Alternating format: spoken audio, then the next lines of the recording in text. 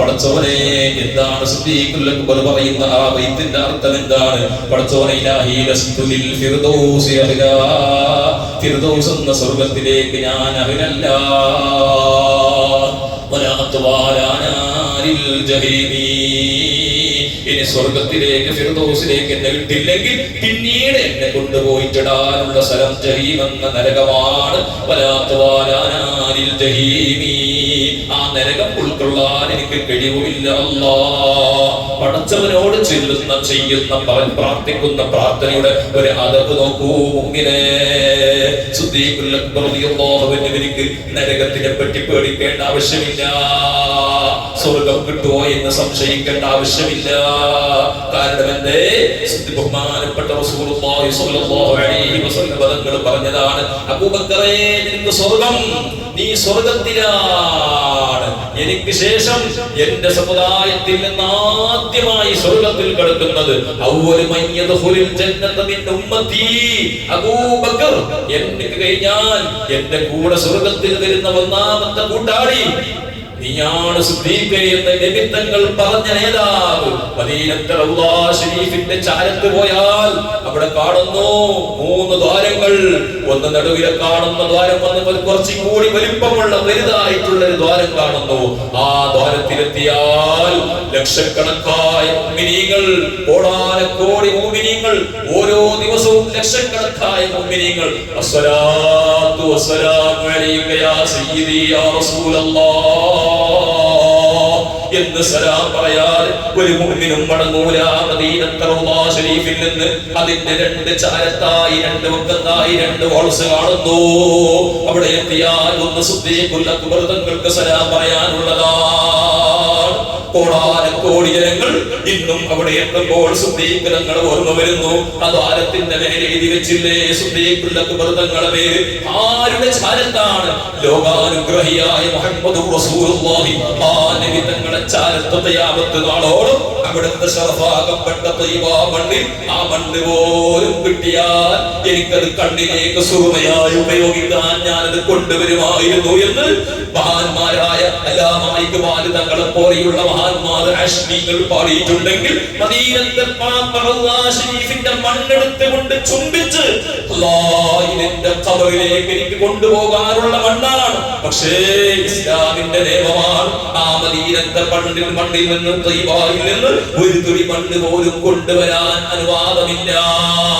ഇന്നെങ്ങാനും അത് അനുവദിക്കുമായിരുന്നെങ്കിൽ അശ്മീകളായ ലോകത്തിന്റെ നാനാഭാഗങ്ങളിൽ നിന്ന് ഇന്ത്യക്കാർ മാത്രമല്ല, അതാ അങ്ങകലെ വരുന്ന ഈജിപ്തിൽ നിന്ന് വരുന്നവർ, അതുപോലെ തന്നെ മറ്റുള്ള രാജ്യങ്ങളിൽ നിന്ന് വരുന്നവർ, യമനിൽ നിന്ന് വരുന്നവർ, യമനി പണ്ഡിതന്മാരുടെ കഥകളൊക്കെ പറഞ്ഞാൽ നീണ്ട കഥകളാണ്. അവരൊക്കെ ആശിഖീകളായി നബി തങ്ങളുടെ റൗള ശരീഫിന്റെ എത്രയോ ദൂരെ നിന്നുകൊണ്ട് കണ്ണുനീരൊലിപ്പിച്ചുകൊണ്ട് പ്രാർത്ഥിക്കുന്ന രംഗങ്ങൾ നമുക്ക് അവിടെ കാണുന്നു.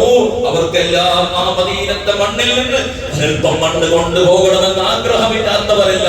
പക്ഷേ ഉലമാവ് വ്യക്തമായി പറഞ്ഞു, നീക്കം ചെയ്യാൻ പാടില്ല, അവിടെ നിന്ന് മണ്ണെടുക്കാൻ പാടില്ല എന്നുള്ള നിയമമാണ്. ഇല്ലെങ്കിൽ പാവപ്പെട്ട എനിക്ക് നിങ്ങൾക്ക് മക്കയിലേക്ക് മദീനയിലേക്ക് പോയാൽ അവിടെ നിന്ന് ഒരൽപ്പം മണ്ണ് കൊണ്ടുവരാമായിരുന്നു. പക്ഷേ മഹാന്മാർ പാടി ആ മദീനത്തെ ആ മണ്ണിന്റെ വലിയ ബർക്കത്തുള്ളതാണ്. അതിന്റെ ചാരത്ത് കടക്കാൻ ഒരു കൊല്ലമല്ല, ആയിരക്കണക്കിന് കൊല്ലമായി ഇന്നും മഹാനായ സിദ്ദീഖുൽ അക്ബർ റളിയല്ലാഹു അൻഹുവിന്റെ ചാരത്ത് കടക്കുകയാണ്. അതിന്റെ വലത് ഭാഗത്ത് കിടക്കുന്നത് ഉമറുൽ ഫാറൂഖ്, മറ്റൊരു ഭാഗത്ത് കിടക്കുന്നെങ്കിൽ ആ ഉമറുൽ ഫാറൂഖ് റളിയല്ലാഹു അൻഹു അതാ അബൂ ലുലുവാ എന്ന് പറയുന്ന ശത്രുവിന്റെ വെട്ടേറ്റ് മരണവുമായി മല്ലിട്ട് നിൽക്കുമ്പോൾ മരണത്തിന്റെ വെപ്രാളം മഹാനായ ഉമറുൽ ഫാറൂഖ് റളിയല്ലാഹു അൻഹു മദീനത്തെ പള്ളിയിൽ നിസ്കാരത്തിൽ കുർസിച്ചുകൊണ്ടിരിക്കുമ്പോൾ അബൂ ലുലുവാ എന്ന യഹൂദി അല്ലാഹുവിന്റെ റസൂലിന്റെ ഇഷ്ടദോഷനായ മഹാനായ ഉമറുൽ ഫാറൂഖ് തങ്ങളെ അങ്ങ് കുത്തി വീഴ്ത്തുകയാണ്.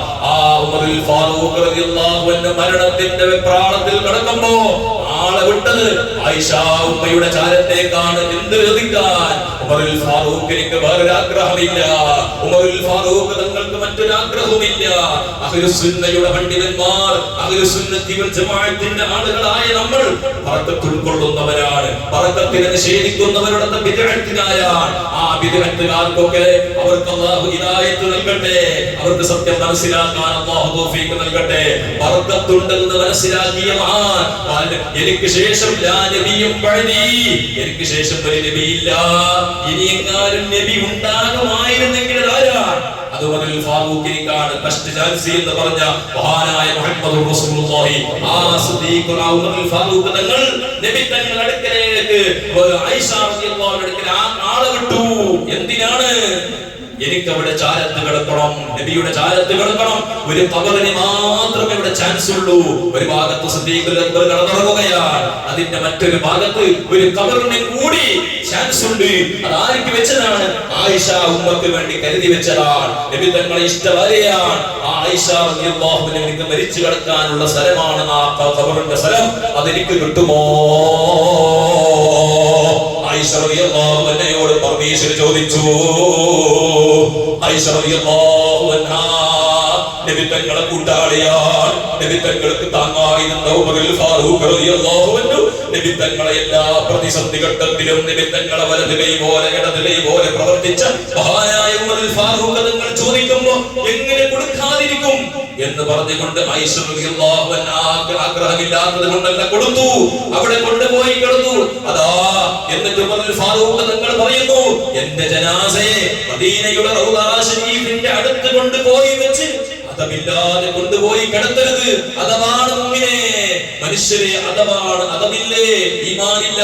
പള്ളിയോട് അതവ് വേണം, ദീനിനോട് അതവ് വേണം, അലിമീങ്ങളോട് അതവ് വേണം, വയസ്സുള്ള ആളുകളോട് അതവ് വേണം, സയ്യിദന്മാരോട് അതവ് വേണം.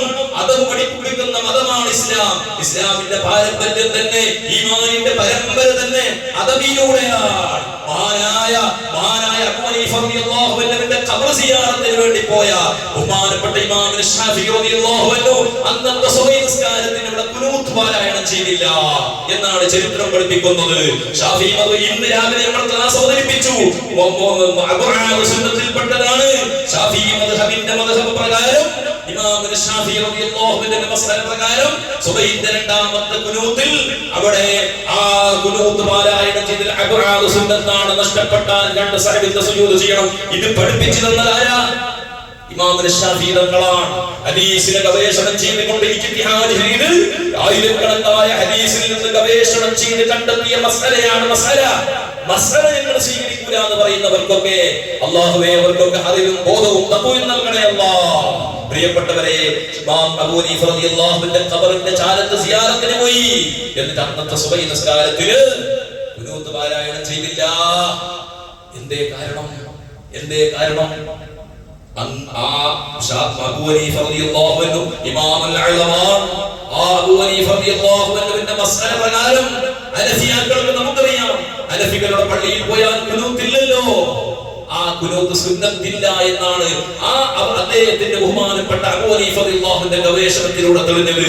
അങ്ങനെ ആ ഒരു മദ്ഹബ് അങ്ങനെ നിലനിൽക്കുന്നു. കോടിക്കണക്കായ ജനങ്ങൾ ആ ഹനഫി മദ്ഹബ് അനുസരിച്ച് കൊണ്ടിരുന്ന് എത്രയോ സൂഫി പണ്ഡിതന്മാർ, എത്രയോ സൂഫിയാക്കൾ, ഔലിയാക്കൾ മറവിട്ട് കിടക്കുന്ന ഉത്തര കർണാടകയിൽ പോയി നോക്കൂ. ഹനഫിയാക്കളായ മഹാന്മാർ, ഇഷ്കിന്റെ മഹാന്മാരാണ് അവർ.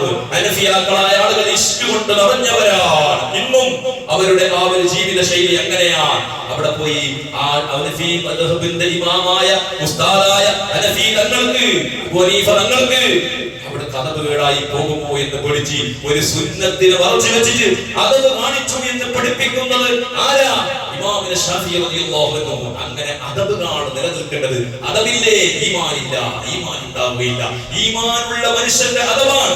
എന്ത് പള്ളി, എന്ത് ദീന്, എന്ത് ഉസ്താദ്, എന്ത് തങ്ങൾ എന്ന് ചോദിക്കുന്നവരോട് നമ്മൾ പേടിക്കണം. അവന്റെ കൂടെ കൂടരുത്. അത്തരം ആളുകളെ കൂടെ കൂടരുത്. അത്തരം ആളുകളെ കൂടെ നമ്മളെ മക്കളെ വിടരുത്. ഈമാനാണ് നഷ്ടപ്പെട്ടു പോകുന്നത്. നമ്മൾ നാട്ടിലൂടെ ദൂർത്തടിക്കുന്ന മക്കളെ കൂടെ നമ്മളെ മക്കളെ വിടാറില്ല. എന്റെ അവരെ കൂടെ എന്റെ മോനും പൈസ ചെലവാക്കിട്ട് ഇസ്രാഫാക്കിട്ട് പൈസനെ ആകെ തീർത്തു കളയുമോ എന്ന് നമുക്ക് പേടിയുണ്ട്. മകന്റെ പഠനം പോകുമോ എന്ന് പേടിയുണ്ട്. താഞ്ചന്റെ കഞ്ചാവിന്റെ മക്കളോട് നമ്മളെ മക്കളെ കൂടെ പെടൂല. എന്റെ മകന്റെ പഠിപ്പ് പോകുമോ എന്ന് പേടിയുണ്ട്. അതേപോലെ അതിനേക്കാളും 1000 ഇരട്ടി പേടിക്കണം. ഈമാനില്ലാത്തവന്റെ, അതമില്ലാത്തവന്റെ, കുരുത്തക്കേട് വാങ്ങിയവന്റെ പിന്നാലെ നമ്മളെ മക്കൾ പോകുന്നുണ്ടോ എന്ന് നോക്കണം. ഈമാൻ പോയി പോകും. നാറിയവനെ പേറിയാൽ പേറിയവൻ നാറും എന്ന മലയാളത്തിൽ ഒരു ഗാഥയുണ്ടായി. നാറിയവനെ പേറിയാൽ പേറിയവൻ നാറും എന്ന് പറഞ്ഞാൽ എന്താ അർത്ഥം? നാറുന്നവനെ, ശുദ്ധിയില്ലാത്തവനെ, ദുഷിച്ചവനെ നാറിയാൽ, പേറി നടന്നാൽ, പുറത്തു നടന്നാൽ അതിന്റെ ദുർഗന്ധം അവനിലേക്ക് വരുമെന്നാണ്. അതുകൊണ്ട് പേടിക്കണം, അതവ് പാലിക്കണം, അതവുണ്ടാകണം. പള്ളിയോട് അതവ് വേണം, ഔലിയാക്കളോട് അതവ് വേണം, ഔലിയാക്കളുടെ മസാലകളോട് അതവ് വേണം, നബിമാരോട് അതവ് വേണം, ഖുർആനിനോട് അതവ് വേണം. ഖുർആനിനോട് അതവില്ലേ, അവർക്ക് ഈമാനില്ല. തങ്ങളുടെ കഥ, ബിശ്റുൽ ആഫി റളിയല്ലാഹു അൻഹുവിന്റെ കഥ, ഖുർആനെ ബഹുമാനിച്ചുകൊണ്ട് എവിടെയോ എത്തിയ മഹാന്മാർ. ഒരു ഖുർആനിന്റെ ഒരു അക്ഷരത്തിനെ ബഹുമാനിച്ചവർ. ഖുർആനിന്റെ ഒരു അക്ഷരം, ഒരു തോൽ കഷ്ണത്തിൽ എഴുതിയ, ഒരു ഖുർആനിന്റെ ആയത്ത് എഴുതിയ ആ കഷ്ണത്തിനെ മഹാനായ ഫുദൈൽ റളിയല്ലാഹു അൻഹു ബഹുമാനിച്ചു. അത്തർ വാങ്ങി അതിനെ പൂശി കൊണ്ടുപോയി വെച്ചു. എവിടെ? മഹാനായ ആ മനുഷ്യൻ എവിടെയാ ചെയ്തത്? ആ ഖുർആൻ എഴുതിയ ഒരു തോൽ കഷ്ണത്തിനെ കണ്ട് ബഹുമാനിച്ചപ്പോൾ അല്ലാഹു അദ്ദേഹത്തിനെ സെലക്ട് ചെയ്തു, അല്ലാഹു ഏറ്റെടുത്തു. ആരെ കൂട്ടത്തിൽപ്പെടുത്തി? ഫുദൈൽ അന്ന് വരെ ഔലിയല്ല, മഹാനല്ല, മുത്തഖിയല്ല, സ്വാലിഹല്ല, സാധാരണക്കാരനായി ജീവിച്ചവർ.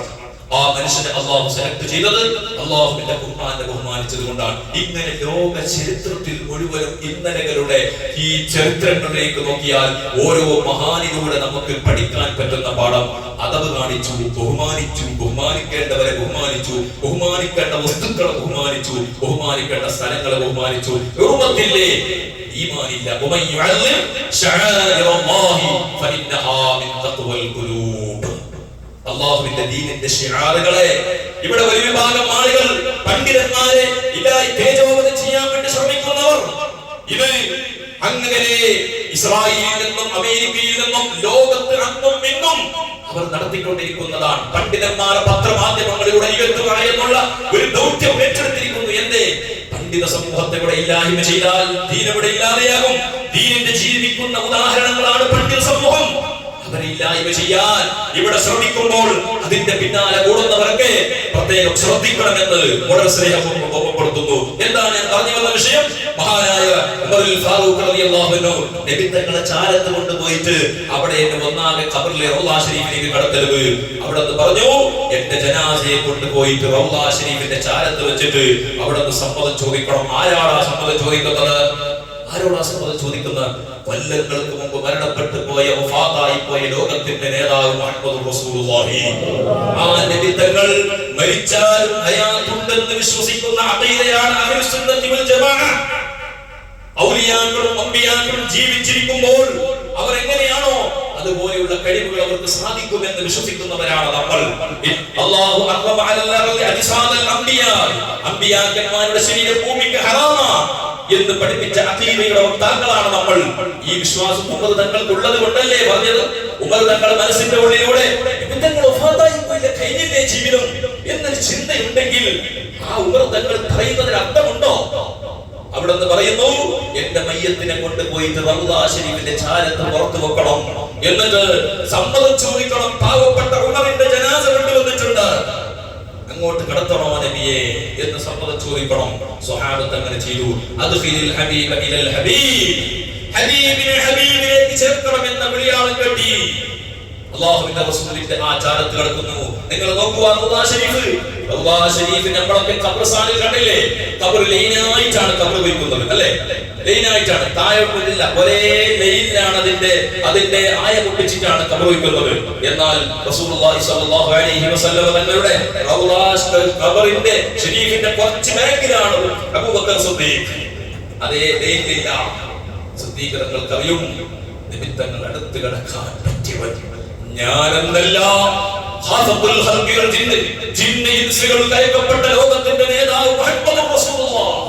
ആ നബി തങ്ങളോട് സമമാകുന്ന ഒരു മനുഷ്യൻ മലക്കുകളിലില്ല, മനുഷ്യരിലില്ല, ജിന്നുകളിലില്ല, സൃഷ്ടിജാലങ്ങളില്ലെന്ന് വിശ്വസിച്ച സിദ്ദീഖ് റളിയല്ലാഹു അൻഹു കുറച്ച് ബാക്കിലാണ് കിടക്കുന്നത്. ഇതൊക്കെ നമ്മൾ പഠിക്കണം മുഅ്മിനീങ്ങളെ, ഇതൊക്കെ നമ്മൾ പഠിക്കണം. പഠിക്കണം. എന്ത് ദീനെന്ന് ചോദിച്ച് 2 ഫർദ് നിസ്കാരം നിസ്കരിച്ച് ബുദ്ധി പറഞ്ഞത് കൊണ്ട് ഞാൻ മുത്തഖിയായി, ഞാൻ മുഅ്മിനായി, എനിക്ക് സ്വർഗം കിട്ടിയെന്ന് വിശ്വസിക്കുന്നവരെ ഇസ്ലാമിന്റെ പാരമ്പര്യപരമായ ചരിത്ര താളുകൾ നമ്മൾ വായിക്കണം. അങ്ങനെ കാലങ്ങൾ കഴിഞ്ഞു. ഉമറുൽ ഫാറൂഖ് തങ്ങളെ ജനാസ കൊണ്ടുപോയി. സിദ്ദീഖ് റളിയല്ലാഹു അൻഹുവിന്റെ അതേ ലൈനിൽ ഉമറുൽ ഫാറൂഖ് തങ്ങളില്ല. കുറച്ചും കൂടി വേഗത്തിൽ ഉമറും സിദ്ദീഖും ഒരുപോലെയല്ലേ എന്ന് പറയുന്നവരെ ബഹുമാനിച്ചു. ഉമർ സിദ്ദീഖുൽ അക്ബർ തങ്ങളെ. ഉമർ തങ്ങളുടെ മനസ്സിന്റെ ഉള്ളിലൂടെ വിശ്വാസമുണ്ട്. എന്താ വിശ്വാസമുള്ളത്? സിദ്ദീഖ് മഹാനായ നബി തങ്ങൾക്ക് ശേഷം ഒരു അഫ്ളലുൽ ബശറായ മനുഷ്യനാണ് സിദ്ദീഖുൽ അക്ബർ. ആ സിദ്ദീഖ് തങ്ങളോളം എത്താൻ പാവപ്പെട്ട ഉമറിനെ എത്തൂല എന്ന് മനസ്സിലാക്കിയിട്ട് അതിന്റെ നേരെ കുറച്ചുകൂടി ബാക്കിലാണ് കിടക്കുന്നത്. ഈ ഒരതവ് നമ്മുടെ മനസ്സിൽ എന്തില്ലാതെ പോയി. മക്കൾക്ക് ഉപ്പാനോട് അതവുണ്ടോ? ഉപ്പാനേക്കാൾ ഓവർടെക്കാക്കി നിൽക്കുന്ന ഓടുന്ന മക്കളല്ലേ നമ്മുടെ അവസ്ഥ?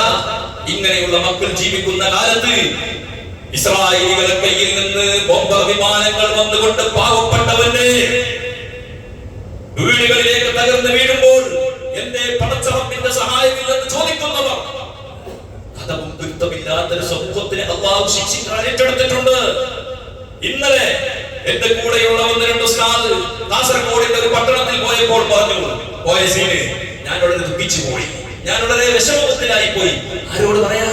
ഞാൻ ഇന്നിവിടെ പറഞ്ഞത് കൊണ്ട് കാര്യമില്ല. പക്ഷെ ഇന്ന് സമൂഹത്തിൽ നടക്കുന്ന കാര്യങ്ങൾ ഓർമ്മപ്പെടുത്തുകയാണ്. ഇന്നലെ രാത്രി തറാവീഹ് കഴിഞ്ഞ് 2-3 ഉസ്താദന്മാരുടെ ആവശ്യത്തിന് കാസർഗോഡിന്റെ ഒരു പട്ടണത്തിൽ പോയപ്പോൾ വന്നുകൊണ്ട് പറഞ്ഞു, ഉസ്താദേ 12 മണി 1 മണിയുടെ സമയത്ത് ടൗണുകളിൽ മുഴുവനും മുസ്ലിം പെണ്ണുകൾ അയിലാടുകയാ. ചോദിക്ക്, ചിന്തിക്ക്, ആലോചിക്ക്. ഇറാനിലേക്ക് ജനങ്ങൾ, പാവപ്പെട്ട ജനങ്ങൾ, ഇറാനിന്റെ പാവപ്പെട്ട നമ്മളെ പോലെയുള്ള ബലഹീനരായ മുസ്ലിമീങ്ങൾക്ക് വേണ്ടി 2 കൈ ഉയർത്തിക്കൊണ്ട് അല്ലാഹുമ്മ സ്വല്ലി അലൽ മുസ്ലിമീന ഫീ ഖലീജ്, ആ ഖലീജ് എന്ന് പറയുന്ന പട്ടണം അല്ലെങ്കിൽ ആ ഇറാൻ എന്ന് പറയുന്ന പ്രദേശത്തുള്ള ജനങ്ങൾക്ക് പടച്ചവനെ നീ അവരെ സഹായിക്കണേ എന്ന് പാവപ്പെട്ട വൃദ്ധയായ ഉമ്മമാർ, പാവപ്പെട്ട മുഅ്മിനീങ്ങൾ പള്ളിയിൽ നിന്ന് ഖുർആൻ ഓതി. ഇന്നലെ ലൈലത്തുൽ ഖദ്റാകാൻ സാധ്യതയുള്ള ലൈലത്തുൽ ജുമുഅ, ഏറ്റവും ശ്രേഷ്ഠമാകപ്പെട്ട വെള്ളിയാഴ്ച രാത്രിയിൽ ഈ സമുദായത്തിന്റെ ഉമ്മമാർ വെറും അങ്ങാടി സമൂസയും കട്ടൻ ചായ കുടിക്കാൻ ഏതോ ഒരു ഇച്ചാന്റെ പേരിൽ അറിയപ്പെടുന്ന ചർമുരി തിന്നാൻ, ഒരു ഇച്ചാന്റെ പേരിൽ അറിയപ്പെടുന്ന തിന്നോളൂ, തിന്നതിന് ഇസ്ലാമിലാക്കിയിട്ടില്ല.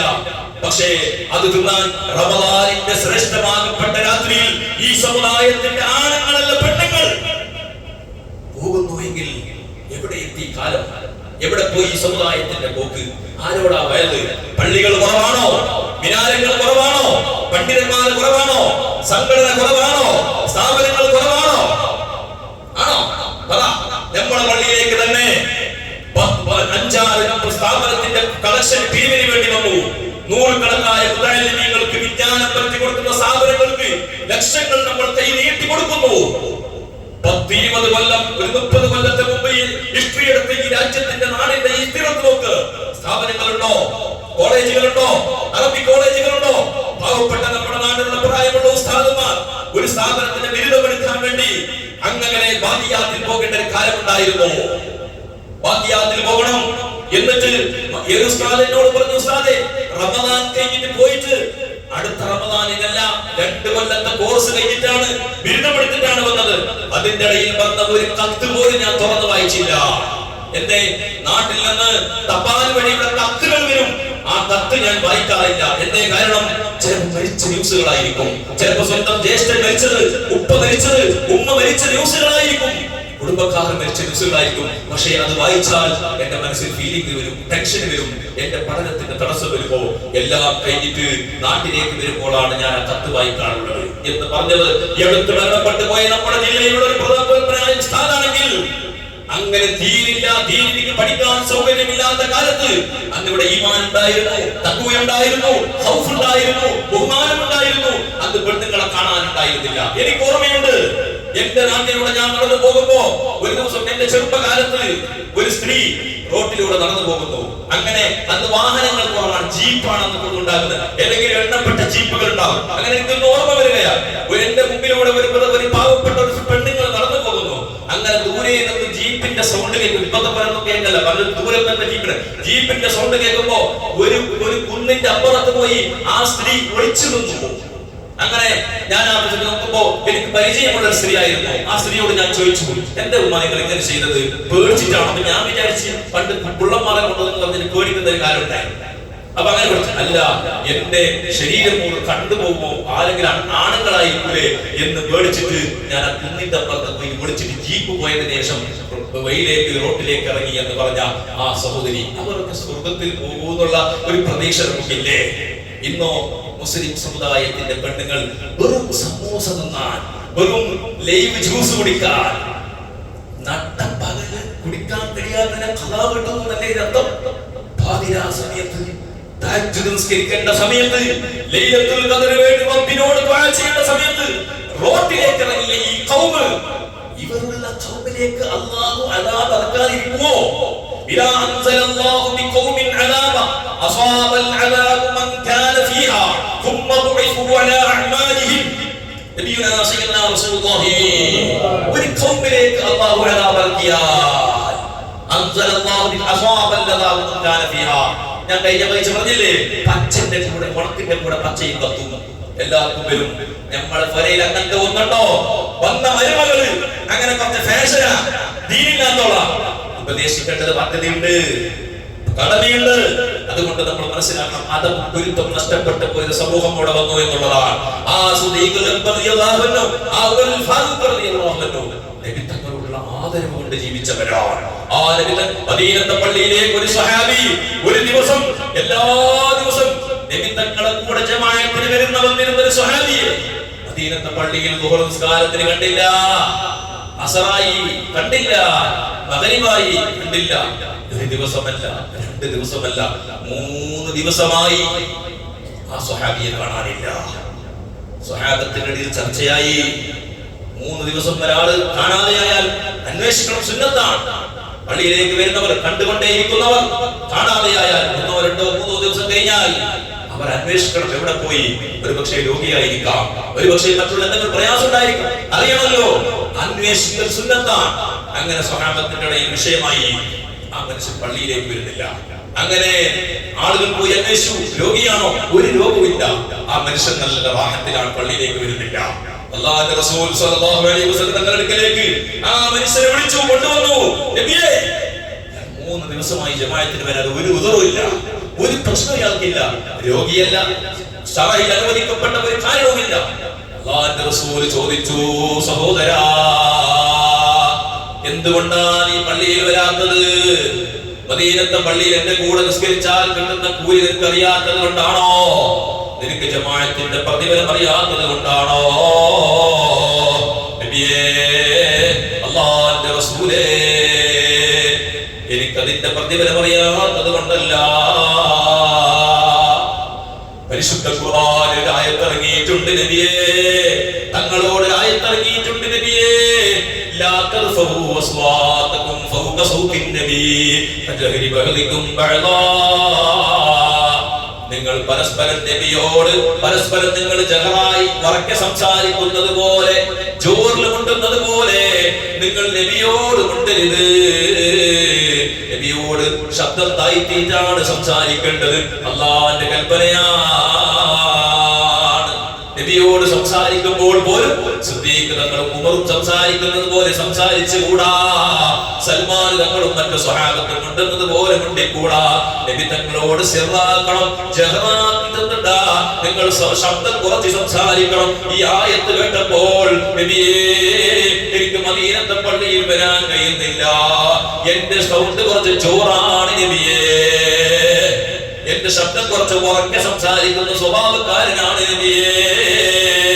കണക്ക് നല്ല സംസാരിച്ചിട്ടറിയില്ല. അങ്ങനെ ചില പ്രകൃതിക്കാരുണ്ടാകും, ഉറക്കെ സംസാരിക്കുന്നവർ. ചിലപ്പോൾ മുണ്ടുമ്പോ പെട്ടെന്ന് ചൂടാകുന്ന മനുഷ്യന്മാരൊക്കെ ഉണ്ടാകും. കഴിയുന്നതും അത് ശരിയാക്കി എടുക്കണം. പക്ഷെ അതുകൊണ്ട് അവർക്ക് കുറ്റം കുറവാണ്, പ്രകൃതിയാൽ ഉണ്ടാകുന്നതാണത്, അതിനെ ശരിയാക്കണം. ചില ആളുകൾക്ക് പെട്ടെന്ന് ചൂടാകുന്ന സ്വഭാവം, അതുപോലെ ചില ആളുകൾ വന്നിട്ട് എല്ലാവരോടും ജോറ് സംസാരിക്കുന്നവർ. അങ്ങനെ മഹാനായ നബി തങ്ങളോട് പറഞ്ഞു, നബിയെ, എന്റെ അമൽ നഷ്ടപ്പെട്ടു പോകുമോ എന്ന പേടിയുണ്ട്. അങ്ങനെ പേടിച്ച സ്വഹാബത്താണ് നമ്മുടെ ഈമാൻ. അവരെ കണ്ടിട്ടാണ് നമ്മൾ ഈമാൻ പഠിക്കുന്നത്. പഠിക്കേണ്ടത്, അവരെ കണ്ടിട്ടാണ് നമ്മൾ അതവ് പഠിക്കേണ്ടത്, അവരെ കണ്ടിട്ടാണ് നമ്മൾ നിൽക്കേണ്ടത്. ഇന്നും റൗള ശരീഫിന്റെ ചാരത്ത് പോയി നിൽക്കുന്നവർ, ഇന്നത്തെ ആധുനിക ജനറേഷന്റെ ചെറുപ്പക്കാർ ആ റൗള ശരീഫിന്റെ ചാരത്തിൽ നിന്നിട്ട് പോലും വർക്ക് വീഡിയോ കോളാക്കി സംസാരിക്കുന്നവർ നമ്മൾ കണ്ടിട്ടില്ലേ? വീഡിയോ കോൾ എടുത്തിട്ട് ഏതോ പെണ്ണുങ്ങളോടും ഭാര്യമാരോടും മക്കളോടും സംസാരിക്കുന്നു. ആരെ മുമ്പിൽ? ഹബീബിന്റെ ചാരത്ത് വെച്ചിട്ട്.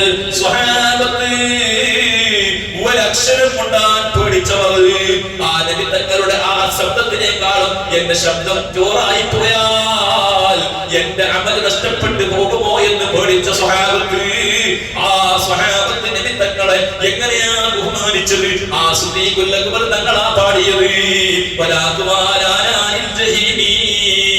നരകത്തിനെ താങ്ങാൻ എനിക്ക് കഴിവുമില്ല, സ്വർഗത്തിലേക്ക് ഞാൻ അർഹുവല്ല. അല്ലാഹുവോട് ചോദിക്കുന്നതിന്റെ അഥവാ നമ്മൾ ചോദിക്കുന്നത് എങ്ങനെ? സ്വർഗത്തിൽ ഉന്നതമായ അങ്ങനെ തന്നെ ചോദിക്കേണ്ടത്. അങ്ങനെയല്ല ഞാൻ ചോദിക്കേണ്ടെന്നല്ല പറയാം. നബി തങ്ങൾ പറയുന്നത് തന്നെ എങ്ങനെയാണ്? സ്വർഗം ചോദിക്കുന്നെങ്കിൽ ഉന്നതമായ ജന്നാത്തുൽ ഫിർദൗസ് തന്നെ ചോദിക്കണം. പക്ഷെ നമ്മൾ ചോദിക്കുമ്പോ നമ്മുടെ മനസ്സിലൊരു അഹങ്കാരമുണ്ട്. ആളല്ലേ, എനിക്ക് ചോദിക്കണമെന്നില്ല, ഞാൻ പിന്നെ ചോദിക്കുന്നത് എനിക്ക് അങ്ങനെ തന്നെ കിട്ടും, ഞാൻ സർട്ടിഫിക്കറ്റ് ഓക്കെ ആയ ആളെന്നാണ് നമ്മൾ ചിന്തിക്കുന്നത്, അല്ലെ? നമ്മുടെ മനസ്സിൽ തോന്നുന്നുണ്ട് എന്തെല്ലാം കിട്ടും, ഞാൻ അതിന് പറ്റിയ ആൾ. എന്നാൽ പറഞ്ഞു ഇലാഹി ലസ്തുലിൽ ഫിർദൗസി അഅ്ലാ. ഇത് ചൊല്ലണം, ഇത് പഠിക്കണം, ഈ ബൈത്ത് പഠിക്കണം. ഓരോ ദിവസത്തിൽ കിട്ടുന്ന സമയത്ത് മംഗലാപുരത്തേക്ക് പോകുമ്പോ കാറിൽ പോകുമ്പോൾ ഇങ്ങനെ ചൊല്ലും ദുആയാണ്, ബൈത്താണ്, ഈരടികളാണ്, ബഹുമാനമുള്ളതാണ്, അത് മഹാന്മാരുടെ മദതുള്ളതാണ്. ഇലാഹി ലസ്തുലിൽ ഫിർദൗസി അഅ്ലാ. അല്ലാഹു ഞാൻ സ്വർഗ്ഗത്തിലേക്ക് പറ്റിയ ആളല്ല, ഫിർദൗസിലേക്ക് അർഹത ഞാനില്ല, ചോദിക്കാൻ ഞാൻ തരപ്പെട്ട ആളല്ല. നമ്മൾ പറയുന്നില്ലേ ഉസ്താദേ ഞാൻ അതിന് പറ്റിയ ആളല്ല, അങ്ങനെ ചൊല്ലേ നിങ്ങളോട് അങ്ങനെ സന്തോഷമായില്ല. അങ്ങനെ നമ്മൾ അല്ലാഹുവിനോട് പറയാം, അല്ലാഹ് നിന്റെ സ്വർഗ്ഗത്തിലേക്ക് ചെന്ന ആളാണല്ല, വേറെ പ്രോബ്ലം ഉണ്ടോ? ഈ സ്വർഗ്ഗത്തിൽ കിട്ടില്ലെങ്കിൽ പിന്നെ ഇട്ടത് അവിടെയല്ലേ, നരകത്തിലല്ലേ? അതൊക്കെ നക്കാവതില്ല.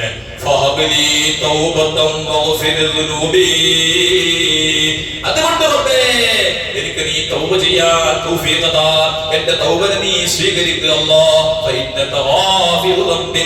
നീ എല്ലാ വലിയ വലിയ ദോഷങ്ങളെ വിട്ടുപൊറുക്കുന്നവനാണ് നീ. ഇത് ചൊല്ലിയത് ഇത് മഹാന്മാർ പഴയ കാലത്തൊക്കെ ജുമാ കഴിഞ്ഞിട്ട് 5 പ്രാവശ്യം പള്ളിയിൽ ചൊല്ലുമായിരുന്നു. എന്തിനു വേണ്ടി? അന്ന് ജുമാക്ക് വന്ന മുഅ്മിനീങ്ങൾ ആവേശത്തോടെ സ്വർഗ്ഗം ചോദിക്കാൻ അല്ലാഹുവിലേക്ക് അടുക്കാനുള്ള ഇഖ്ലാസോടെ വന്നവരായിരുന്നു. അന്ന് ഒന്നാമത്തെ ജുമാക്ക് ഒന്നാമത്തെ ദുആ ചെയ്യാതെ ഓടുന്ന ഒരു സമ്പ്രദായം ഏത് കാലത്താ നമ്മുടെ നാട്ടിൽ തുടങ്ങിയത് ആലോചിക്കും. നമ്മുടെ നാട്ടിൽ സലാം വീട്ടിയ ഉടനെ ഓടുന്നൊരു ടീമില്ലേ എന്ന് തുടങ്ങി. ഇപ്പൊ ഈ അടുത്തെന്നോടാണ് ചോദിച്ചു, സാറേ നിങ്ങളുടെ ബന്ധത്തെ 5-6 കൊല്ലായില്ലേ, എന്തൊക്കെ നിങ്ങൾക്ക് മാറ്റം കാണുമ്പോ? ഞാൻ പറഞ്ഞു ഒരു മാറ്റം കാണുന്നില്ല. എന്തേന്ന് വെച്ചു മാറ്റം വയല് കേൾക്കുന്നപ്പോ നിങ്ങൾ ഇത്രയല്ല വയല് പറഞ്ഞതോ വേസ്റ്റോ?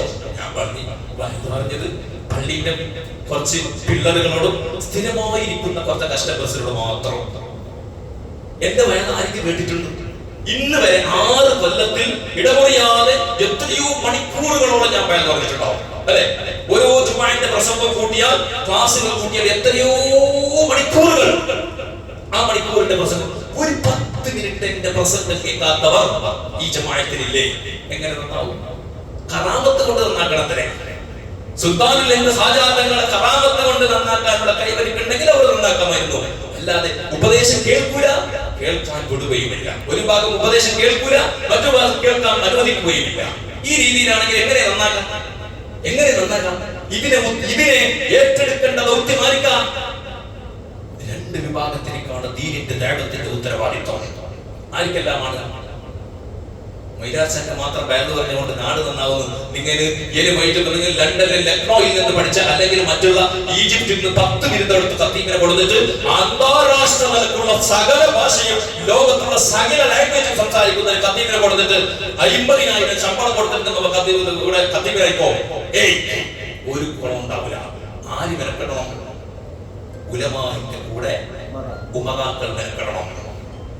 ഉസ്താദേ ഇവൻ കുറച്ച് കഴിച്ചു പോയവനാണ്, ഇവൻ കുറച്ച് കഞ്ചാവിൽ പെട്ടു, ഇവൻ നിസ്കാരമില്ലാത്തവനാണ്, ഉസ്താദ് ഒന്ന് ഉപദേശിക്കണം. ഇന്ന് വരെ 6 കൊല്ലത്തിൽ ഒരു വ്യക്തി ഏറ്റെടുക്കൽ ഏതെങ്കിലും ഒരു ഉമറാക്കൾ കൊണ്ടുവന്നോ? ആലോചിക്ക്. എന്നിട്ട് ഉസ്താദ് അയാളെ പറയുന്നവൻ അന്നുണ്ടാവും, ഇന്നുണ്ടാവും, പണ്ടുണ്ടാവും, എല്ലാ കാലത്തുണ്ടാവും. വയത് പറയുമ്പോൾ, ദീനീ ദഅവത്ത് നടത്തുമ്പോൾ, ഇന്നലെ പറഞ്ഞില്ലേ ഇല്യാസ് നബി അലൈഹി ഇസ്ലാമിന്റെ ചരിത്രം ഇന്നലെ പറഞ്ഞില്ലേ, ദഅവത്ത് നടത്തുമ്പോൾ അവിടെ നിന്ന് കൊല്ലാൻ ഓർഡർ കൊടുത്തു എന്നുള്ളതാണ്. ഉലമാക്കളോട് കൂടെ നാട്ടിലെ പ്രമാണികളായ ഉമറാക്കളായ ആളുകൾ കൂടെ നിൽക്കണം. നമ്മുടെ നാട്ടിൽ പള്ളി ഭംഗിയാക്കാൻ നിങ്ങൾ കൂടെ നിൽക്കുന്നത് പോലെ, മദ്രസ ഭംഗിയാക്കാൻ കൂടെ നിൽക്കുന്നത് പോലെ, നാടിന്റെ പുരോഗതിക്ക് വേണ്ടി നിങ്ങൾ കൂടെ നിൽക്കുന്നത് പോലെ, കാർപ്പറ്റിടാൻ നിങ്ങൾ പൈസ തന്നിട്ട് സഹകരിച്ചതുപോലെ ഈ നാട്ടിൽ എത്രയോ ചെറുപ്പക്കാർ, എത്രയോ ബാല്യക്കാർ, എത്രയോ പെണ്ണുങ്ങൾ പച്ചയായ വ്യഭിചാര കേസുകളിൽ കുടുങ്ങിക്കൊണ്ട് നാറിക്കൊണ്ടിരിക്കുന്ന സമ്പ്രദായം നമ്മുടെ ജമാഅത്തിന് അപമാനമല്ലേ? അല്ലേ? നിങ്ങൾ ആലോചിക്കുക, ആർക്കാ അപമാനം? ഈ നാട്ടിലുള്ള പ്രമുഖരായ ഞങ്ങൾക്കെല്ലാം നാണക്കേടല്ലേ ഇത്? ഇതിന്റെ ഉത്തരവാദിത്തം മാറിക്കൊണ്ട് ഈ നാട്ടിലെ പ്രധാനപ്പെട്ട ഉത്തരവാദിത്തപ്പെട്ട സംഘടനാ പ്രവർത്തകന്മാർക്കുണ്ട്, ഈ നാട്ടിന്റെ കമ്മിറ്റി ഭാരവാഹികൾക്കുണ്ട്, ഈ നാടിന്റെ ഏതെല്ലാം സംഘടനാ പ്രവർത്തനങ്ങളുണ്ടോ, എൻഗവൻസിന്റെ പ്രവർത്തകന്മാരുണ്ടോ, നിങ്ങൾക്കും ഉത്തരവാദിത്തമുണ്ട്. നബി തങ്ങൾ പറഞ്ഞില്ലേ, 2 ടീം ഉണർന്നാലേ സമുദായം നന്നാവും. ഒരു വാഹനത്തിന്റെ 2 ടയറുകളെ പോലെയാണ്, ചക്രങ്ങളെ പോലെയാണ് ഉലമാവും ഉമറാവും. ബാക്കിലെ ടയർ 2 പഞ്ചറാ, പുതിയ 2 ഡബ്ബമാന്റെ 2 ടയർ ഫ്രണ്ടിലെ കെട്ടിലി, ബാക്കിലെ 2 പഞ്ചറാ. വണ്ടി ഓടോ? ഓടോ? ഓടൂല. ഓടണമെങ്കിൽ എന്ത് വേണം? ബാക്കിലത്തെ ഫ്രണ്ടിന്റെ അത്ര കണ്ടീഷൻ ഇല്ലെങ്കിലും, ഫ്രണ്ടിൻ്റെത് 90% കണ്ടീഷൻ എങ്കിൽ ബാക്കിലത്തത് ഒരു 60% കണ്ടീഷൻ വേണം. എന്നാലേ മൈക്കാപ്പിൽ പോയിട്ട് വരാൻ കഴിയും, ഇല്ലെങ്കിൽ അടവും. അല്ലേ? ഇങ്ങനെയാണ് ഉലമാ. ഉമറാഹ് എന്ന് പറഞ്ഞാൽ കുർസിരിക്കാനല്ല. ഉമറാഹ് എന്ന് പറഞ്ഞാൽ നോട്ടീസിൽ പ്രദർശനം നടത്താൻ ഈ സമുദായം ഭരിച്ചത് എവിടെയാ? ദീനിന്റെ ദഅവത്തിന്റെ മേഖലയിൽ ഉത്തരവാദിത്തപ്പെട്ട ആളുകൾ പ്രവർത്തിക്കാത്തത് കൊണ്ടാണ്. ഉത്തരവാദിത്തം നിങ്ങൾക്കുണ്ട്. അങ്ങാടിയിലൂടെ നിങ്ങൾ നോക്ക്, രാത്രി തറാവീഹിന്റെ സമയത്ത് തറാവീഹിന് വരാതെ ബാല്യക്കാർ അവരോട് കൂടെ ഉത്തരവാദിത്തപ്പെട്ടവർ റോട്ടിലൂടെ, ചായക്കടയിലൂടെ, ക്യാൻറ്റീനിലൂടെ, അങ്ങാടി വട്ടത്തിരിക്കുമ്പോ ഈ സമുദായത്തിന്റെ അവസ്ഥ എന്താ? ഈ ജമാഅത്തിന്റെ അവസ്ഥ എന്താ? ഈനെന്ന് പറഞ്ഞിട്ട് ഉസ്താദെ നിങ്ങൾ ഈനൊന്ന് പഠിച്ച് നന്നാക്കണം എന്ന് ആരെങ്കിലും പറഞ്ഞോ? പറഞ്ഞോ? ഇല്ല. പിന്നെ എങ്ങനെയാ സമുദായം നന്നാകാം? അതുകൊണ്ട് ഇല്ലെങ്കിൽ എന്റെ ഉത്തരവാദിത്വം ഞാൻ റമദാനിലെ ഒരു പക്ഷെ അടുത്ത വെള്ളിയാഴ്ച ഈ സമയത്ത് പെരുന്നാൾ നിസ്കാരത്തിന്റെ ജുമുഅ കഴിഞ്ഞിട്ട് ചോറ് വയ്ക്കുന്ന നിരക്കിലായിരിക്കും. അള്ളാഹു നമുക്ക് ഖൈറായ നിലക്ക് ഖൈറാണെങ്കിൽ അടുത്ത 30 നോമ്പും അനുഷ്ഠിക്കാനും അള്ളാഹു നിന്റെ ഖൈർ എങ്ങനെയാണ് ആ ഖൈർ പോലെ 30 നീ കണക്കാക്കിയിട്ടുണ്ടെങ്കിൽ ഖൈറായ അടുത്ത വെള്ളിയാഴ്ചയും ഒരു ജുമുഅ കൂടി കിട്ടിയാൽ വലിയ പോലീശയാണ്. അല്ലാഹുവേ നീ തൗഫീഖ് നൽകണേ റബ്ബേ. ഏതായാലും ഈ റമദാനിന്റെ ഒരു പക്ഷെ അവസാനത്തെ വെള്ളിയാഴ്ച എന്റെ ഉത്തരവാദിത്തം ഞാൻ നിർവഹിക്കാൻ, എന്റെ ഡ്യൂട്ടി ഞാൻ നിർവഹിക്കുകയാണ്. എന്നെ കൊണ്ട് മാത്രം സമുദായത്തെ നന്നാക്കാൻ സാധ്യമല്ലേ? അല്ല. കൂടെ സപ്പോർട്ടിന് ആളുകൾ ഉണ്ടെങ്കിലേ ഈ സമുദായത്തെ നന്നാക്കിയെടുക്കാൻ കഴിയും. വഴിപിഴച്ചു പോയി എത്രയോ ബാല്യക്കാർ നമ്മുടെ സമൂഹത്തിലുണ്ട്, നമ്മുടെ ജമാഅത്തിലുണ്ട്. എന്തെല്ലാം പറയാൻ പറ്റാത്ത തോന്നിവാസങ്ങൾ. 10ഉം 12ഉം വയസ്സായ പെൺകുട്ടികളും ആൺകുട്ടികളും കാമുകനും കാമുകയായി ജീവിക്കുന്ന നീ ചീഞ്ഞു നാറുന്ന സമ്പ്രദായത്തിലേക്ക് ഈ സമുദായം നാറിക്കൊണ്ടിരിക്കുകയാണ്. ഉപദേശിക്കണമെങ്കിൽ അപ്പൊ പറയും ഉപദേശിക്കുന്നവർ നന്നാവണ്ടേ? ഉപദേശിക്കുന്നവൻ നന്നാവണ്ടേ? ഉസ്താദ് എന്ത് വേദ പറയുന്ന അയാളാണെന്നല്ലേ ഇങ്ങനെയല്ലേ എന്ന് പറയാൻ ആളുണ്ടാവും. ഇമാം ഗസാലി റളിയല്ലാഹു അൻഹു പോലെയുള്ള മഹാന്മാർ പറഞ്ഞത്, ഉപദേശിക്കാൻ തെറ്റ് ചെയ്യാത്തവർ മാത്രമാണ് ഉപദേശിക്കുക എന്നൊരു സമ്പ്രദായം, ഒരു സിസ്റ്റമാണെങ്കിൽ നബിമാർക്കല്ലാത്ത ഒരാൾക്ക് വേദ പറയാൻ അവകാശമില്ല. ഉണ്ടോ? തെറ്റ് ചെയ്യാത്ത ഏതെങ്കിലും മനുഷ്യരെ കണ്ടുപിടിക്കാൻ കഴിയോ? അയാൾ വെള്ളിയാഴ്ച വേദ പറയുന്നു പറഞ്ഞിട്ട് പൂരന്റെ എത്തിയെന്ന് പറയുന്നവർ പറയും. പക്ഷെ ഞാൻ എന്തിനായി പറയുന്നത്? പറയുന്നവരോട് ഞാൻ വിമർശിക്കുകയല്ല. അങ്ങനെയുള്ള ആളുകളെ വാക്കുകൾ കേട്ട് പാവങ്ങളായ നിഷ്കളങ്കരായ നിങ്ങൾ കുടുങ്ങി പോകരുത് എന്നുള്ളവരെക്കാൾ നല്ലവരായ ആളുകൾ ചിലപ്പോൾ ഇത്തരം ഫിത്നകൾ കൊണ്ടുപോകും. അതുകൊണ്ട് അയാൾക്ക് വേദ പറയാൻ അവകാശമില്ല. ആര് പറഞ്ഞു നിങ്ങളെ സർട്ടിഫിക്കറ്റ് എനിക്ക് വേണോ? വേണ്ട, എനിക്ക് വേണ്ടത് ഇമാമിങ്ങൾ എന്ന് പറഞ്ഞു. അതാണ് ഇമാമിങ്ങൾ പറഞ്ഞത്. അങ്ങനെ പറയാനുള്ള ഞാൻ തെറ്റ് ചെയ്തിട്ടുണ്ടോ? എന്റെ പേഴ്സണാലിറ്റി അല്ലാഹു എന്നെ ശിക്ഷിക്കും, അത് വേറെ കാര്യം. ഞാൻ തെറ്റ് ചെയ്യുന്നത് പറഞ്ഞിട്ട് ഞാൻ വേദ പറഞ്ഞാൽ ഡബിൾ ശിക്ഷയാണ്. ഒന്ന്, ഞാൻ ഞാൻ തെറ്റ് ചെയ്തതിന് കുറ്റം. രണ്ടാമത് സമുദായത്തിന്റെ ഉത്തരവാദിത്തം ഏറ്റെടുത്തിട്ട് ചോറും ശമ്പളവും വാങ്ങി നിന്നില്ലേ, ഓരോട് നീ ഉപദേശിച്ചോ, അവര് കുറ്റം. അപ്പൊ എന്താക്കാം, ഒരു കുറ്റത്തിൽ തനിക്ക് ഒഴിവാകാം അല്ലേ? അതുകൊണ്ട് പ്രിയപ്പെട്ടവരെ, ഉത്തരവാദിത്വം നിങ്ങൾ നിർവഹിക്കണം. ഉത്തരവാദിത്വം നിർവഹിച്ചില്ലെങ്കിൽ റബ്ബിന്റെ കോടതിയിൽ കരയുക തന്നെ ചെയ്യും പ്രിയപ്പെട്ടവരെ. അതുകൊണ്ട് മഹാന്മാരായ സ്വഹാബത്ത്, മഹത്തുക്കളായ താബിഈങ്ങൾ ഈ റമദാനിന്റെ അവസാന ദിവസങ്ങളിലൊക്കെ അല്ലാഹുമ്മ അഅ്തിഖ്നി മിനൻ നാരി വഅദ്ഖിൽനിൽ ജന്നത യാ റബ്ബൽ ആലമീൻ എന്തൊക്കെ ചോദിക്കുന്ന ദിവസമാണ്. ലൈലത്തുൽ ഖദ്ർ പ്രതീക്ഷിക്കാൻ നബി സല്ലല്ലാഹു അലൈഹി വസല്ലം പറഞ്ഞ രാത്രികളിൽ 5 രാത്രികളെ നിങ്ങൾ ഹയാത്താക്കി നിങ്ങൾക്ക് ലൈലത്തുൽ ഖദ്ർ കിട്ടുമെന്ന് മഹാന്മാർ പറഞ്ഞു. അവസാനത്തെ 10ന്റെ ഒറ്റയായ രാത്രികൾ 21 കഴിഞ്ഞു, 23 കഴിഞ്ഞു.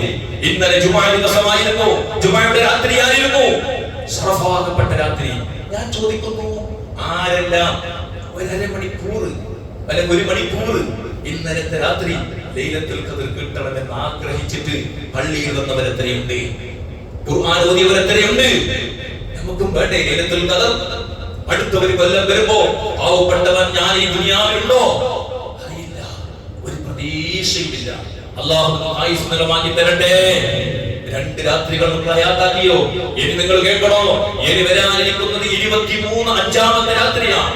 മഹാന്മാർ പറയുന്നു, ഇമാം ഗസാലി തങ്ങളെ പോലെയുള്ള മഹാന്മാർ പറയുന്നത്, ലൈലത്തുൽ ഖദ്റിന്റെ രാത്രി തുടക്കം അനുസരിച്ചിട്ട് ചേഞ്ച് ആയിക്കൊണ്ടിരിക്കും. വെള്ളിയാഴ്ച റമദാൻ തുടങ്ങിയ ഇന്ന ദിവസം, ഞായറാഴ്ച തുടങ്ങിയാൽ ഇന്ന ദിവസം, വ്യാഴാഴ്ച തുടങ്ങിയാൽ ഇന്ന ദിവസം.